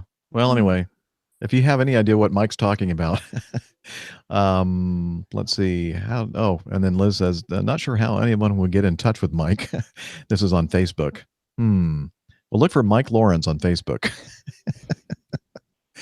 I don't know. Any ideas? No, anybody? it is Society for American Archaeology. Oh, okay. There you go. So you got to be an archaeology geek as well as an aviation geek, I guess. The flying archaeologists. There you go. Yeah. So, yeah, just walk around DC amongst all the archaeologists yelling, Mike Lawrence. Sex Addicts Anonymous is one suggestion. Yeah, I saw that one. I wasn't going to say You it. did have to read it. I did. I just normally you guys would be blaming me for saying something like that. But that's not what I just know. I have failed Family as show, ladies and gentlemen. Family show. I have failed as HR. HR, you're fired. Sorry. Lane Street says short wavelength by the SWL or Short wavelength. No, Mike is a shortwave Mike is listening. shortwave listening. So Okay. it's still out on the jury. Okay. Jury's still out. All right. Yeah. Very good. Well, and I really kind of wish now I hadn't said anything about this last one because I have no idea how anybody's going to get in touch with Walt. Oh wait, we have more. I thought we were at the very. No, we are at the end. Okay. It was Mike. Okay. Not Walt. Mike. All right. Correct. Well, anything else you guys want to talk about before we go? Looks like we're almost at the 3-hour point anyway, so it's a natural time to end the show anyway. Is anybody going to be in Grand Cayman next week? Nope. No. I bet you are. Right? Nope, he's frozen. Dana's going to be pretty cold in Grand Cayman. Dana's going to be scuba diving in Grand Cayman. Oh, Yeah, Grand at Cayman. the Sunset House, just outside of downtown. Okay, look for Dana. Just scream Dana when you're near the Sunset House at whatever. What's the name of the city there? In Grand Cayman? Oh my God! I knew you were going to ask me that. And Like I'm George- having a brain Georgia- fart. Georgetown or Georgetown. something like that? Georgetown. Okay. How did I know Georgetown. that? I don't know. I don't know. Weird. Okay, very good. Steph, anything else to add before we sign off? Nope. Good Okay. luck with your run on the Boston Marathon. Yeah. I'm sure Boston that if strong. you follow Steph on social media, you'll get to There see will how she did. probably be some updates. Excellent. And Nick, anything? No, sir. I'm ready for bed. All right. Well then, Me too. let's point you over to the Airline Pilot Guy website, the Airline Pilot Guy or airlinepilotguy.com. Not the. Don't put the there. And there you'll find information about the. Wait a minute. Is this something coming in from the chat? Triad overnight on Monday 4/16, lunch with AG and before my night show. Oh, okay. Perhaps. Let's talk about that after the show. Okay. So there you can find information about the crew, the community, the coffee fund, merchandise, lots of other good stuff there. Oh, and Plain Tales. Let's not forget about that. And remember, Plain Tales is his own standalone iTunes podcast. And please go over there and subscribe to the show and leave a nice review for Nick's wonderful Plain Tales, if you don't mind. And let's see, social media. Social media. You can find us over on Twitter. Use the handle @APG Crew, and we will. That's a good way to get in touch with us, I should say, if you have something to say in 280 characters or less. And if you have more to say than that, you can head over to facebook.com/airline pilot guy.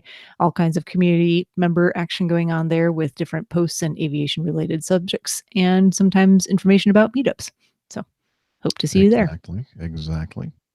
And I forgot to mention the apps for your smartphones, both iOS and Android, available for free on the appropriate app stores and ad-free as well.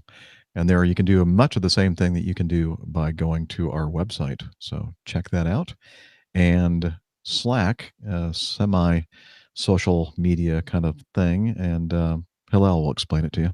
APG listeners, please join us on our Slack team. On Slack, we share news and ideas. We suggest episode and Plain Tales topics. We plan meetups and events. To get into the Slack team, please send me a tweet with your preferred email address to @HI11E1, and I'll send you an invitation. That's Hillel @HI11E1, and see you in Slack.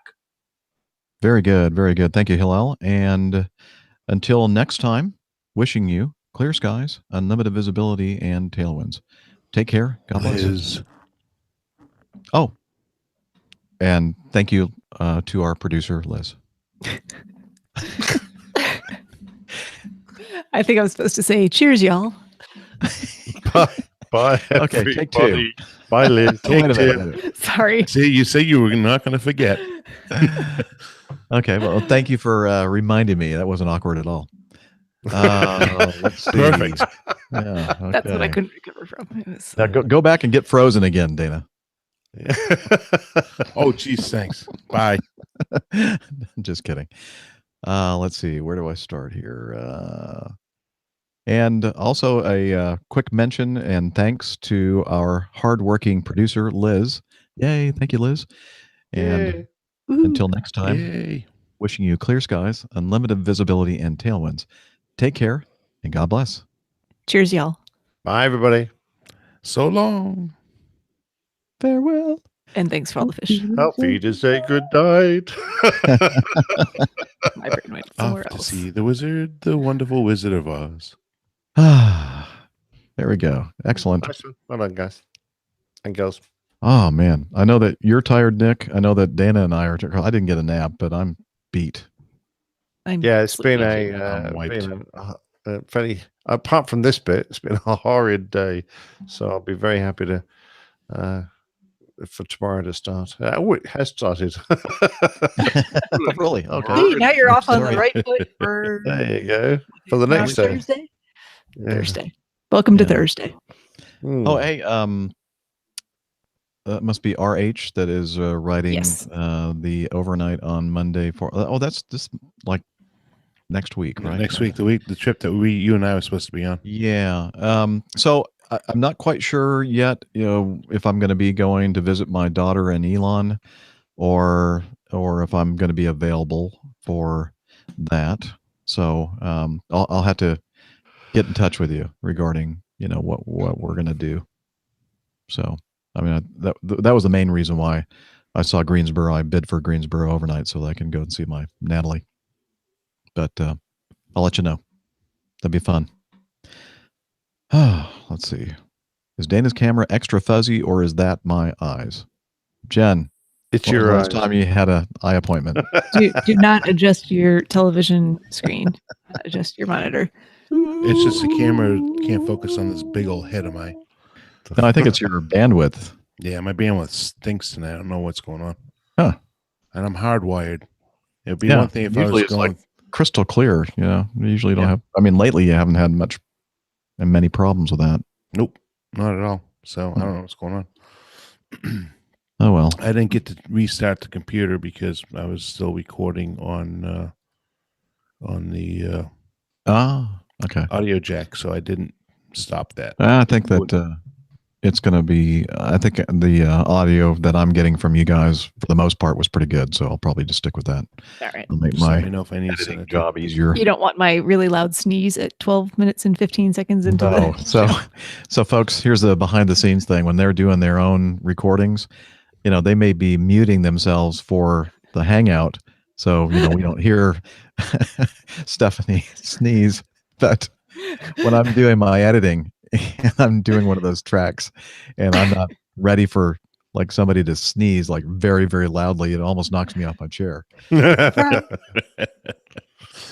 of these times, take the microphone. I'm going to have to go buy a klaxon, I think, and every now and again I'm going to put it in my recording. So note to self, what I should do is I should look at the waveform, and if I see something really spiking, Yes. I'm going, oh, wait a minute. Let me take a look at this, see what's going on. Skip it. Give you a fourth warning. It was a good thing I was already muted because it kind of took me by surprise. I didn't even know it was coming. Yeah. So I didn't even move away from the microphone or anything, just sneezed right. I should probably sanitize this. That sounds like the story of Nick's life. It is. Absolutely. Certainly my life. No, I prefer Siemens.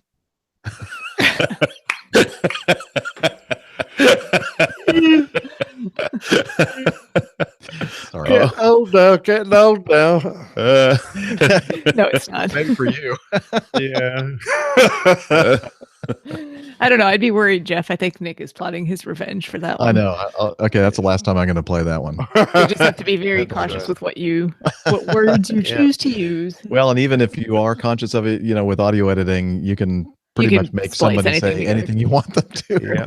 And I have friends in low places. Oh no. Oh boy. Don't forget to stop your recordings, ladies Already and gentlemen. done. Thank you, Liz. Done. All right. Okay. Stop this one here. Boom. It's stopped. Excellent. All right. Thank you, everybody, for a suggestion from Lane Street to Dana. Reboot your router. Router. I did. During Plain Tales. Oh, you did? Exactly what I did. Well, that didn't seem to do. I guess it must have something to do with the machine itself then. It may be. I need to could be restart and do the updates on the computer. Yeah. Did you check the do a speed test to see? I was so blurry eyed when I walked up here. I didn't do anything. Yeah. Other than after you you had started having the problems, I just wondered. No, I haven't actually. Yeah. Okay. All right. Well, thanks everybody for hanging out with us again. Absolutely. Lovely to have you all on board. You guys are great. Thank you. Thank you are for sure. And Jennifer, great seeing you. And James, great to see you. Great to meet your mom if you're still there. And that's everybody that's there, I think. And Tanya, if I get a chance here in the next few days, maybe we can talk together and see what a good plan would be to as far as where to do a meetup, so we can put out an alert for the folks that might be in the Manhattan area to find a good spot to meet up. I'll kind of let you kind of decide what would be a good place for that. Again, I'm staying at the Roosevelt, right across or very close to Grand Central Station, I think that's what they call it. Although that might not be that place. It's in the theater district area too. Yeah, it's 45th, Madison and 45th, or something like that. Something like that. It's been 3+ years for me. Yeah, it's been a long time for me as well. But anywho, I don't know if Tanya's still there or not. But anyway, I guess I'll stop the recording on YouTube. Bye, everybody. Bye. And we'll see Cheers. you Good night. next week Thank you. sometime. Bye.